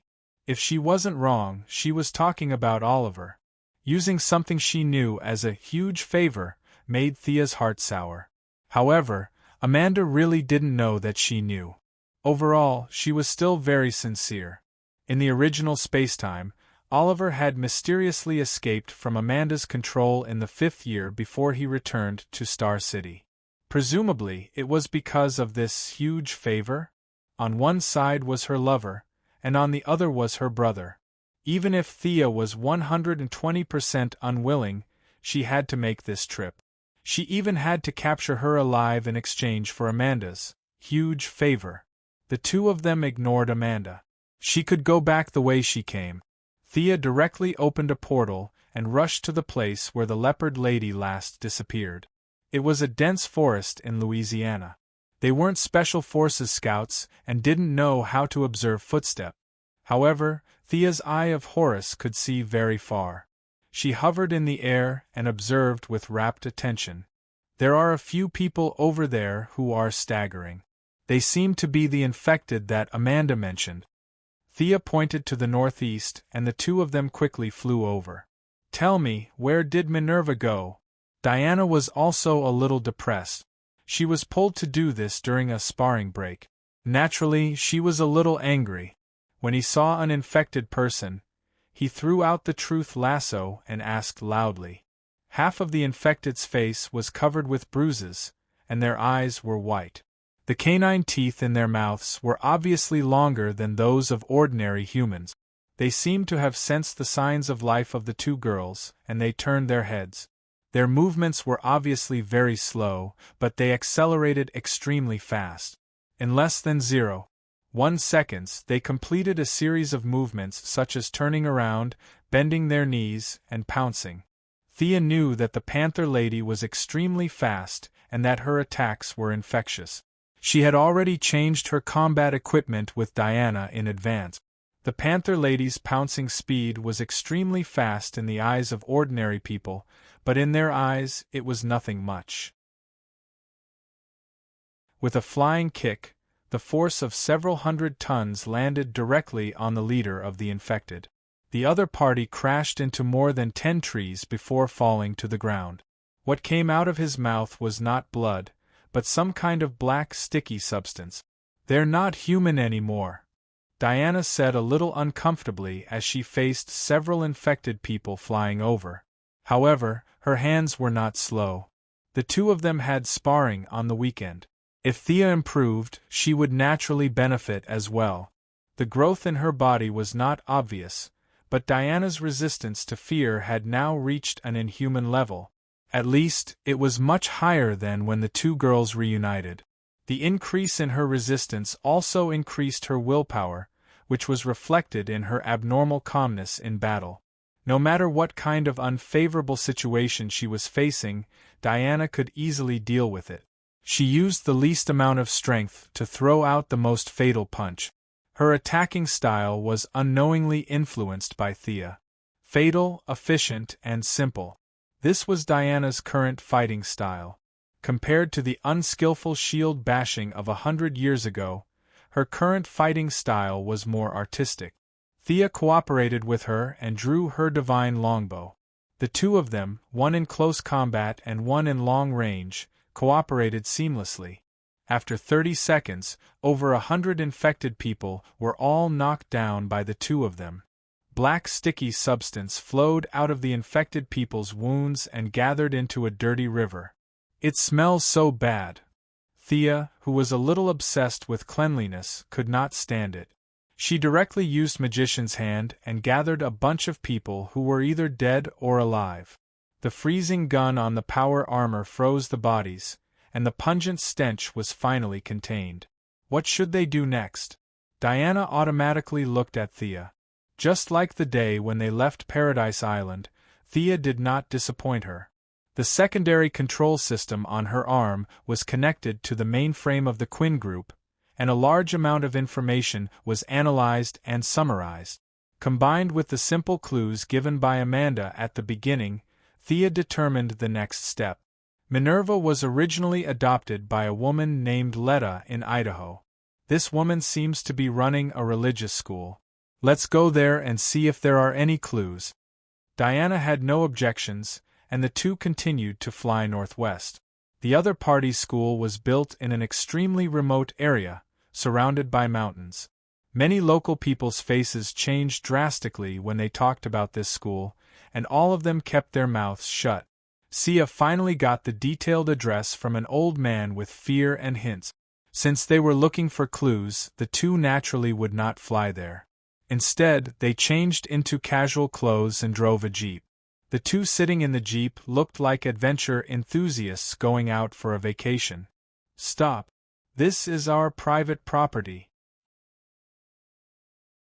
The two women drove to a wooden fence, and a fierce woman with a submachine gun stopped their car. When it was time to show off her acting skills, it was usually Thea who went up to talk, and this time was no exception. Thea talked nonsense like a river, saying things like lost tourists and public-spirited female university students. She said all sorts of harmless things, but the fierce woman guarding the gate believed her. She opened the gate to Thea's enthusiastic thanks. After entering the wooden fence, he realized that the space inside was not small. The people who lived here were all women. Some were young, some were old, and some were young. The color of their hair and pupils were all different. The only exception was their clothes. They were all made of rough linen. The children carried baskets, the adult women carried all kinds of tools, and only a few fierce women carried rifles in their hands. Other than the few rifles, Thea did not see any modern equipment. These women lived in the 21st century as if they were in the Middle Ages. However, she did not look at them for long. Thea's eyes were automatically attracted to a statue standing in the square. A young girl with antlers and a bow and arrow. Thea looked at Diana and found that she was also looking at her. It was unbelievable. This statue was a statue of Artemis. In other words, this group of people climbed mountains and waded through rivers to America to worship an ancient Greek god. That's not right. After all, Thea was a chosen. Her perception of the goddess was higher than Diana's. She quickly found the problem. This statue did not have a trace of holy power. Combined with the ascetic attire of the surrounding people, it was not that they were not devout, but that there was something else going on.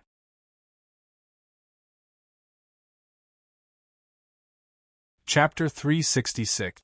Sia carefully observed the expressions of the women around her.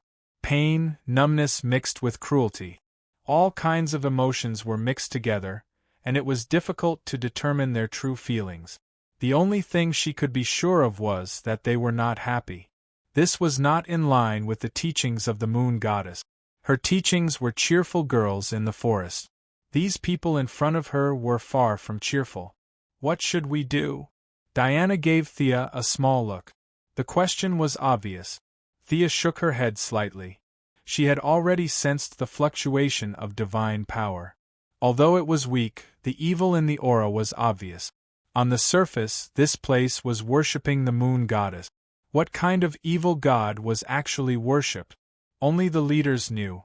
Ms. Letta, which god are you worshipping in the middle of the square? Aren't you Christians? Thea asked the old woman who was the leader. She had introduced herself earlier. She was the nominal organizer of this school, Panther Girl Minerva's adoptive mother. The old woman pretended to be kind, but when her lips parted slightly, her two canine teeth flashed under the moonlight. We are an ancient race. People call us the Amazons. As for what we worship, it's the moon and the goddess of the hunt. F***ck. Do you have any shame? Thea's expression was obviously suspicious, but her excellent acting skills quickly turned this suspicion into shock. Her shock was fake, but Diana's shock was real. Diana, who had been pretending to be expressionless, could not help but observe the old woman from head to toe. Unfortunately, she could not find a trace of the old woman's aura that was compatible with Paradise Island. When the fake Li Gui met the real Li Kui, Sia didn't know what to say to these impostors. She could only open her mouth wide to express her shock. The old woman saw the expressions of the two and thought it was normal. This was the expression of a thrill-seeking college student in America. Her camp had entertained such young people many times so far. Clap, clap. The old woman clapped her hands happily. Many women with bows and iron weapons instantly surrounded the two. Come join our hunting activities. You should fully enjoy the fun of nature in the city. Come on, let's run. The old woman motioned for the crowd to make way for them to enter the depths of the forest. She looked at the two, prey maliciously, expecting them to show a panicked expression. However, the two acted as if they didn't hear or see anything. Thea glanced around and saw that the other party's arrows were all made of stone, and the archers were a group of thin and weak women. Even Tommy and Laurel could kill them all, let alone the two of them who weren't human. She was different from Diana. Although she had been blessed by the gods, she was born with it. She didn't need to study it. She only needed to know how to use it. Thea's divine power was all pieced together. She scraped a little from one person and absorbed a little from another. Her research on divine power could be said to be the best in the world. Although there were some fluctuations of divine power in the campsite, most of it was emitted from this area. None of the women present were qualified to be the host. Thea originally wanted to act like a little white flower to trick the old woman, but she didn't expect the other party to be so anxious. She didn't even say a few words and revealed her fangs. Thea could only give up her initial plan. "Since you like to play rough, we'll play with you." The old woman put on the face of a cultist during the day, but found that the other party was not afraid at all. Strange? The young people in the past would have been scared and ran forward trembling. Why weren't the two women afraid? There was a murmur in the air. It was as soft as the wind, but when the words fell into the old woman's ears, it was like thunder. She immediately reacted and ordered, "Attack!" Although the women felt that this was different from their usual habits, they still mechanically drew their bows and shot dozens of arrows at the two women. This level of attack was like a joke in the eyes of the two women. Thea raised her left hand, and a small whirlwind appeared around the two women. All the arrows were sucked in. She clenched her left hand, and the whirlwind trembled violently. The arrows that were mixed in the wind were directly shattered. "Blasphemers! Kill them!" The old woman shouted loudly, and at the same time she retreated quickly. Thea couldn't let her run away. "Dear, you can ask that guy." Diana had been holding back for a long time. She threw out the lasso of truth and tied the old woman up like a rice dumpling. She pulled the old woman back to the two women. "Kill them! Kill them!" The old woman was still in midair and was still shouting loudly. If it wasn't for her previous behavior of running away, one would think that she would rather die than submit. The leader was invaded at first sight, but he didn't stop the enthusiasm of the rest of the women. The originally numb and dull faces were replaced by fanaticism. Cold light flashed in their eyes as they rushed towards the two women. Many children even picked up stones on the ground and tried to attack the two women. "Back off!" Thea completely released her aura, and the power of fear instantly spread out in all directions with her as the center. The few women closest to her were paralyzed with fear, and the women in the distance were all stumbling. Obviously, their souls were damaged, but their bodies were still under the control of the evil god, and they were ready to continue attacking. Quite tenacious. Thea observed the results of her battle. The evil god here was the so-called god of the cheetah. How ironic. The prey pretended to be the hunter and enjoyed the worship. She didn't know if this guy was a Native American god or an African totem animal spirit.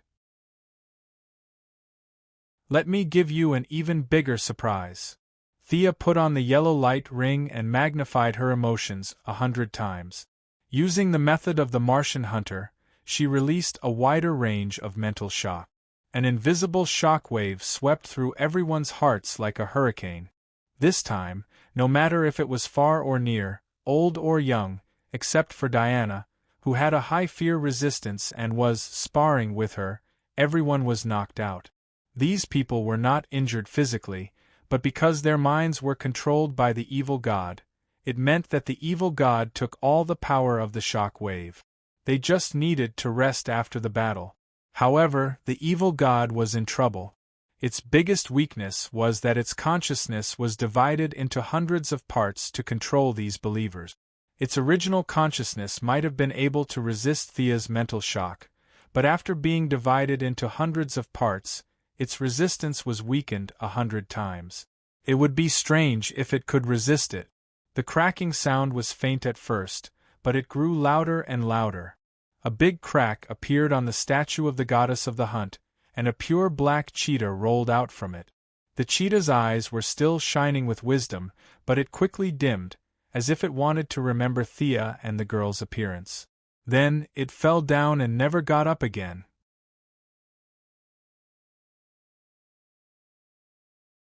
Chapter 367.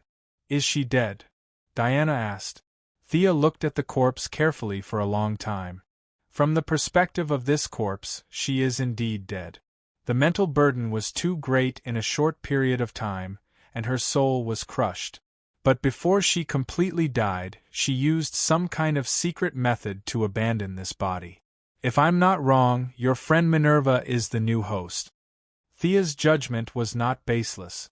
The evil aura lingering in the surrounding land, sky, and jungle was rapidly dissipating. As for the women who pretended to be Amazons, she was too lazy to care about them. After they recovered their minds, they would be seriously ill, but it was also a good thing for them to leave this evil place. Do you still want to ask this guy? Diana raised the old woman in her hand and asked. The old woman was the closest, and it just so happened that she had the most evil aura in her body, so she was the first to bear the brunt. Facing Thea's mental attack that was magnified 100 times, she could not resist and fainted. Thea scratched her head a little. She had indeed forgotten about this guy, but it was not appropriate to not use a ranged attack in the situation at that time.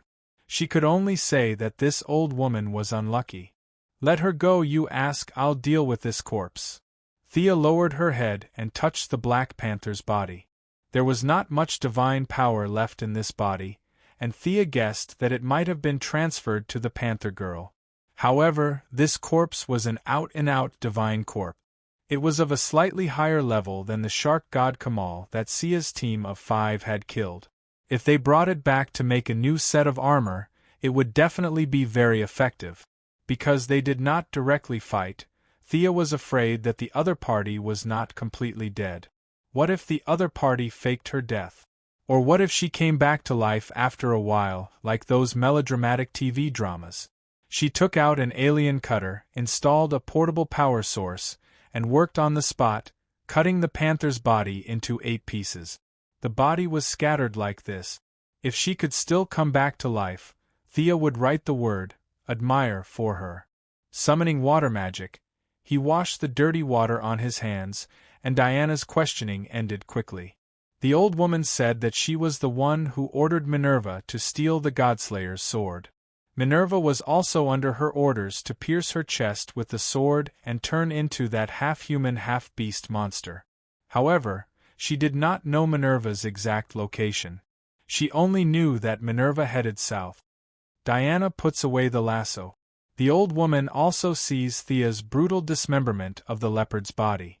She seems to think of something and has a mental breakdown. South again. Thea was a little depressed. They had found this camp in the north of Louisiana, and now they were almost in Canada, and now they had to go back south again. But Thea could see the reluctance in Diana's eyes, so she could only continue the pursuit with her. In the Brazilian rainforest. I hate this place. In order to prevent the Panther girl's sudden attack, the two could only chase after her fully armed, all the way from the northwest of the United States to the southeast of Brazil. The weather in the rainforest made Thea very uncomfortable. It was hot and humid. The two did not dare to fly in the sky. The trees on the ground were too lush, and they were afraid of losing her. The only good news was that Gideon had finished collecting the data of the other party. Footprints, hair, speed per second, walking characteristics, all were recorded. After that, the artificial intelligence would calculate the other party's route based on the Quinn family's satellite and supercomputer, and from time to time correct the direction through footprints and other traces. If not for Gideon's calculations, it would be a dream to rely on Thea and Diana to track the Panther girl who had not been to human society and only fled in the jungle. The climate here is too uncomfortable. Diana also felt uncomfortable all over. She was familiar with the climate of the African grasslands and the Mediterranean Sea, but she was not used to the humid climate of the tropical rainforest. Her body seemed to be sweating all the time, but her divine body was far beyond that of a human, so she could not sweat even if she wanted to. While the two were moving, they suddenly noticed something unusual and looked at each other. The traces disappeared? Diana took off her shield, held her sword with one hand, and looked around vigilantly. Thea no longer cared about the consumption of her magic power, and used the Eye of Horus to search for suspicious figures. To the west. Thea shouted, and at the same time, the freeze gun in her arm shot out several frosty air. A golden figure flashed past her eyes, and a 5-centimeter deep hole was cut in the metal armor on her chest that could withstand a nuclear bomb. Diana hurriedly protected her side and threw out a lasso. Unfortunately, the other party was too fast, and after missing the first attack, she escaped into the forest again, preparing for the next sneak attack. In fact, to deal with this kind of fast guy, flying to a high place and bombarding from above was the most convenient. However, Thea and the others still had to catch the other party, so they had to spend some effort. "You don't want to come out, do you?"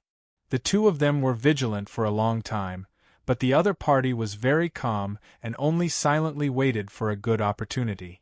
Thea and Diana established a telepathic connection, so the two of them could discuss plans at any time during the battle without worrying about the other party's vigilance.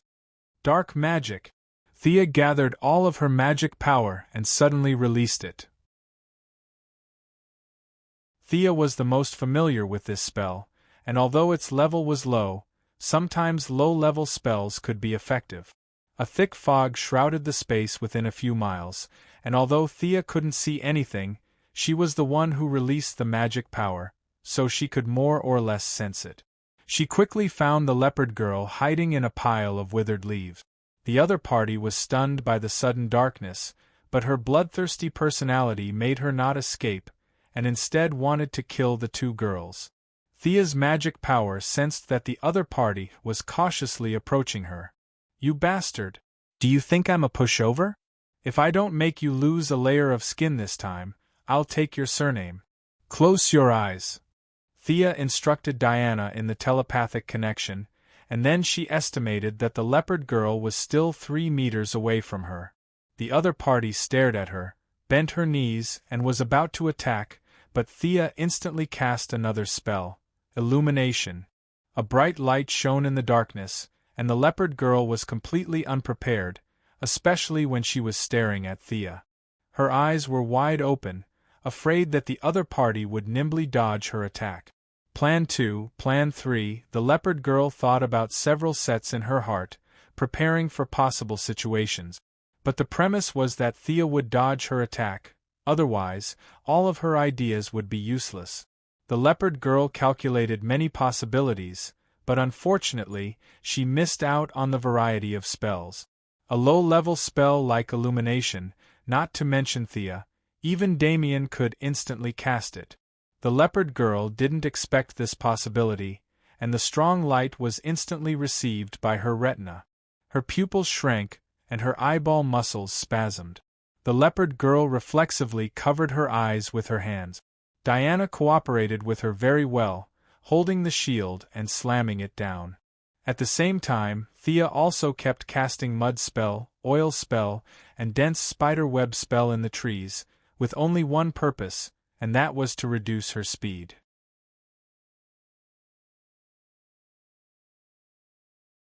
Chapter 368. The leopard girl's vision was temporarily blocked.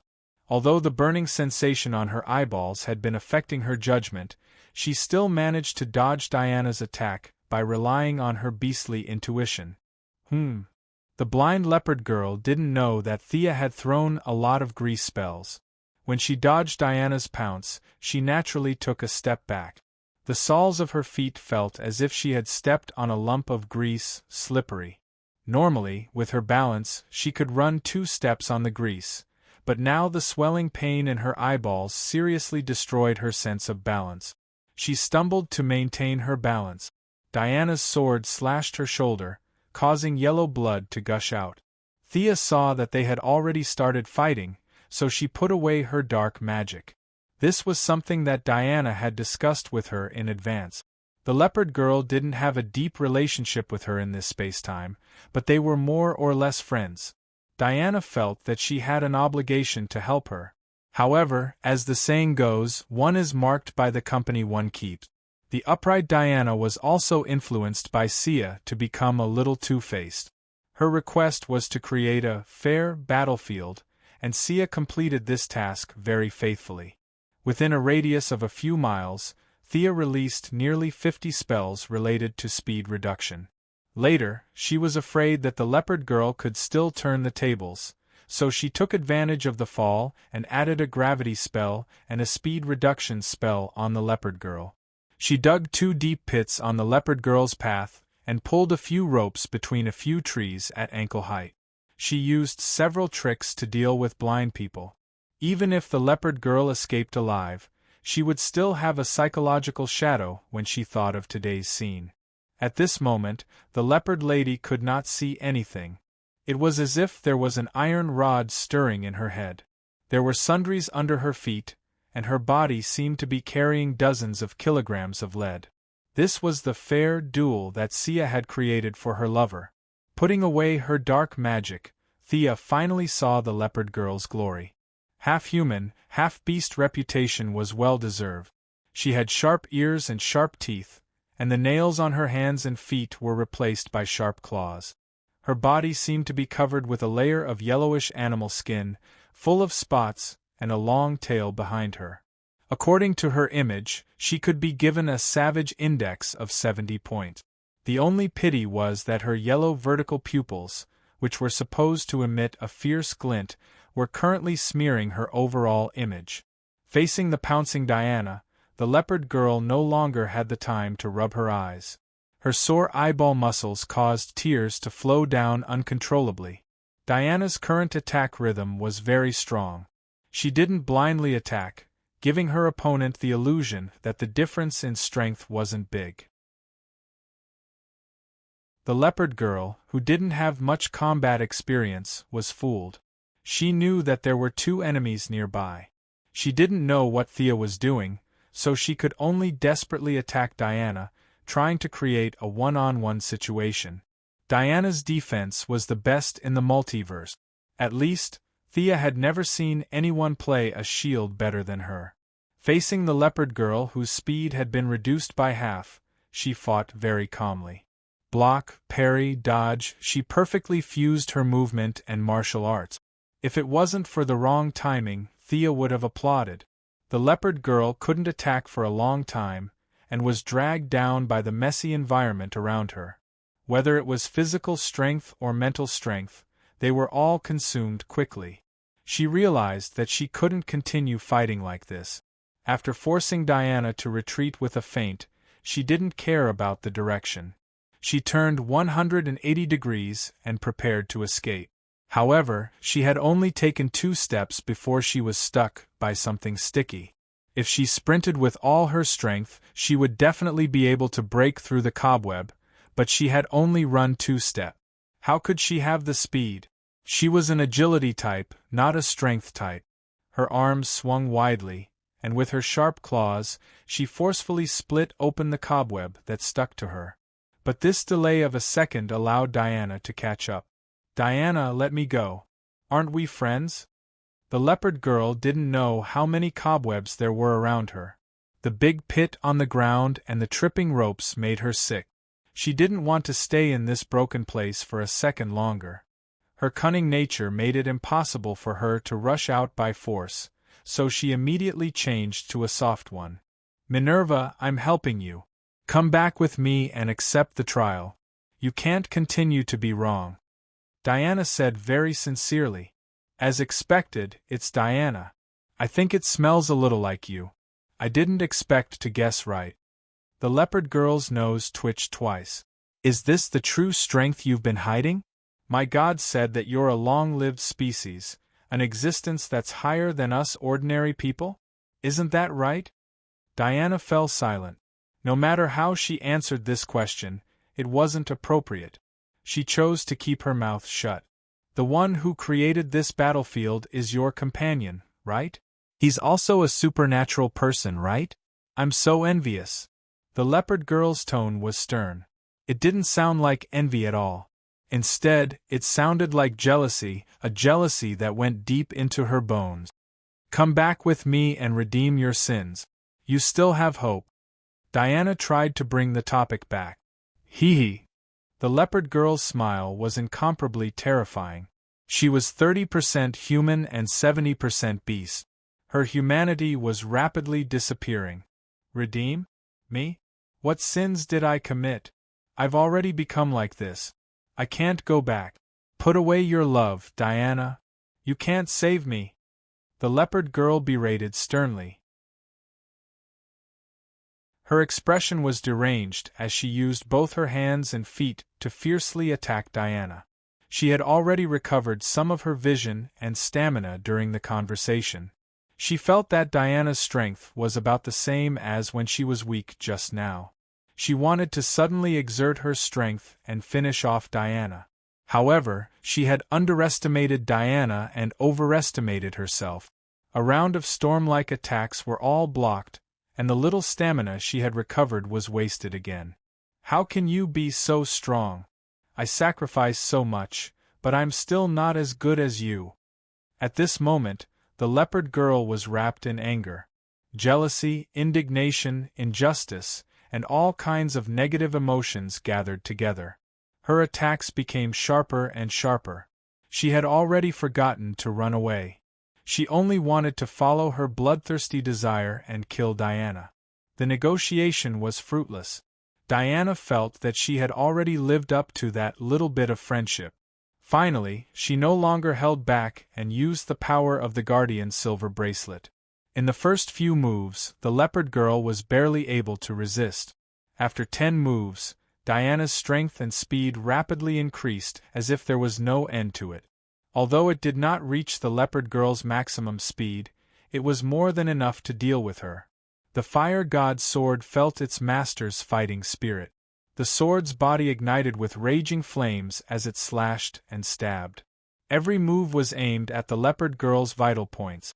Although the leopard girl had the body of a cheetah, it was not her own memories. In all aspects, she was completely suppressed by Diana. Admit defeat.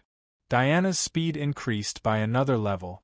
Borrowing the gap between her body, she slashed at the leopard girl's ribs with her sword and then fiercely slapped the back of her head with her shield. In the leopard girl's dizzy state, the truth lasso was thrown out and tied her up tightly.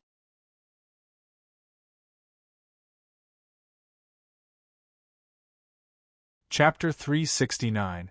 In order to prevent the Panther Lady from escaping, Thea froze her limbs again, leaving only her fierce head outside. Unless her neck could be retracted, she wouldn't be able to bite the 2 women 10 meters away. Amanda was very happy to receive Thea's call. She happily said that she would take over personally and said that Thea would be able to see her adult love soon. For Amanda, it should be a good deal to throw out Oliver, a guy with an excessive sense of justice, in exchange for the Panther Lady. Thea thought so. The agents of the Heavenly Eye Society couldn't jump out immediately, so the two could only wait. The Panther Lady was still scolding. Thea originally wanted to ask where the god-slaying dagger was, but the other party didn't communicate with her at all. They just insulted her with filthy words. Thea didn't want to touch such an evil weapon, so she left it to Amanda to deal with. After throwing out 15 mental attacks in a row and knocking the Panther Lady unconscious, the surroundings finally quieted down. In such a humid environment, it was inconvenient for the two to do something they liked, so they could only chat casually. Just as Sia was telling the story of her childhood surfing with Oliver, she saw a woman dressed in Arabian clothes in front, and a man wearing a black diving suit and a huge, strangely shaped oxygen mask behind her. The two of them kept fighting, killing their way from the forest to the open space in front of Sia and the others. Previously, Panther Lady had chosen this place as the battlefield after considering the surrounding environment. This was the only open space in the vicinity. The two strangers naturally made the same choice, but they didn't expect there to be outsiders here. The man wearing the oxygen mask had his entire head wrapped tightly. The mask was oval in shape, and 2 big red crystals covered where the eyes should be. From afar, he looked like a red-eyed fly. The man's expression couldn't be seen, but Thea, Diana, and the Arabian woman looked at each other and saw the confusion in each other's eyes. The Arabian woman glanced at the frozen Panther Lady. She didn't know the origin of the 2 women in front of her, but she still shouted kindly, "Run! The man in the diving suit behind her seemed to treat Thea and Diana as innocent passers-by. Although it was strange to meet living people in the rainforest, he didn't take it to heart at all. He continued to chase the woman without a word. He just raised his arm at Thea and Diana. There seemed to be some kind of launching device on his wrist. Two extremely thin and long metal spikes shot out between the two's eyebrows. In his heart, Thea and Diana were two dead people, not worth his time. But 2 seconds later, he was dumbfounded. For a long time after that, every time he thought of this meeting, he wanted to bang his head against the wall. What was wrong with my hand at that time? Can't I just pretend not to see it? However, he didn't have the ability to foresee the future. Even if he did, he wouldn't be able to foresee that far. The appearance of the two women was too confusing. If Death Knell, who was as big as a mountain, was sitting here, the man in the diving suit might not be so nosy. However, Thea and Diana had changed into casual clothes after the battle. In addition, it was hot and humid here, and they were wearing cooler clothes. They also didn't have any weapons in their hands. No matter how he looked at them, they looked like two harmless vases. The man in the diving suit ran more than 10 meters away. The screams and the smell of blood that he expected did not appear. He was slower than the Arabian woman, and only then did he see the half-frozen Panther Lady. Although the Panther Lady was unconscious, the beastly aura that she exuded was still very eye-catching. "Hey, are you a black manta? I'll return this to you." Thea and Diana played with the steel needle that he shot out for a while. They didn't know what material it was made of. They only saw that it was very sharp. Thea played with it for a while and felt that it was boring. She threw it back.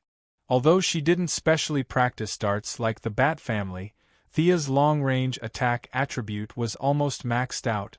She could play any long-range attack very well, and this steel needle was no exception. The man in the diving suit whose identity was exposed was Sea King Arthur Curry's old enemy, Black Manta. He was a very famous treasure hunter in the underground world. Because Sea King killed his father by mistake, he only had one goal left in life, and that was revenge. Using his years of savings and his excellent mechanical engineering knowledge, Black Manta, an ordinary person without any abilities, created a diving suit and various lethal weapons. He embarked on a lonely path of revenge. In the underground world, he had an outstanding reputation. Usually, he wore a different kind of oxygen mask, and no one had seen his real face. Whether it was on land or in the sea, he usually wore a diving suit with an oxygen mask, so there were many people who knew him. However, at this moment, his identity was exposed by a young and beautiful woman like Thea. He instantly became nervous. Facing the steel needle that was thrown in the opposite direction, he chose to dodge it cautiously. "Your strength and speed are beyond that of ordinary people? Is it because of your combat suit?" Thea gathered magic on her face, as if she was wearing a hazy mask. After the vibration, her voice was completely different from usual. "Esper? Another Esper? Are you also Arthur's companion?" Black Manta's voice had obviously been changed. His voice was a little ethereal, but his tone showed that he was not happy. "Get out of here." Thea didn't want to care about their trivial matters. She just wanted to quickly hand over the leopard girl and then go back to take a good bath. However, she didn't know if her tone was a little unfriendly, or if she had been in a high position all year round, but she naturally had a condescending tone. This made the sensitive Black Manta a little uncomfortable. He misunderstood her meaning. There was a wave of energy on his mask, and 2 orange lasers shot out from his eyes. F***CK. This idiot doesn't know how to listen. What I meant was for you guys to go somewhere else to fight. How did you interpret it that way? Thea was speechless. Diana took out her shield and easily blocked the lasers. It could even block Doomsday's heat rays. This kind of laser made by human black technology was nothing. "This is bad." Seeing that his strongest attack didn't work, Black Manta's heart pounded. He finally realized that these two women who were dressed as passers-by were not ordinary people. He wanted to continue chasing the Arabian woman, but how could the warm-hearted Diana let him go? Originally, the two of them were one in front and one behind, so it was difficult to determine who was good and who was evil. Now that Black Manta was so fierce, she didn't hesitate and slashed down with her sword. Black Manta could only take out two long swords and block Diana's Vulcan sword. Clang! A crisp sound entered Thea's ears. She immediately noticed the abnormality. The material of these two long swords was extraordinary. The other party's two swords didn't seem to be made of Earth's existing metal. In the future, Black Manta could use these two swords to fight against the Sea King's divine trident. Now, he could block the Vulcan sword. Considering his profession, it wasn't difficult to analyze that it was most likely a metal found in some underwater ruins. He was intelligent and talented. He would be an outstanding subordinate. However, Thea thought about it and decided to give up. Black Manta was focused on revenge. He didn't care about any price or morals. This was the only meaning of his life. No matter how heaven-defying the hinting technique was, it couldn't change this. Thea could only give up on the idea of recruiting him. You're tuning in to the Phoenix Knights YouTube channel. Don't forget to subscribe and join us on this journey to catch the most captivating stories.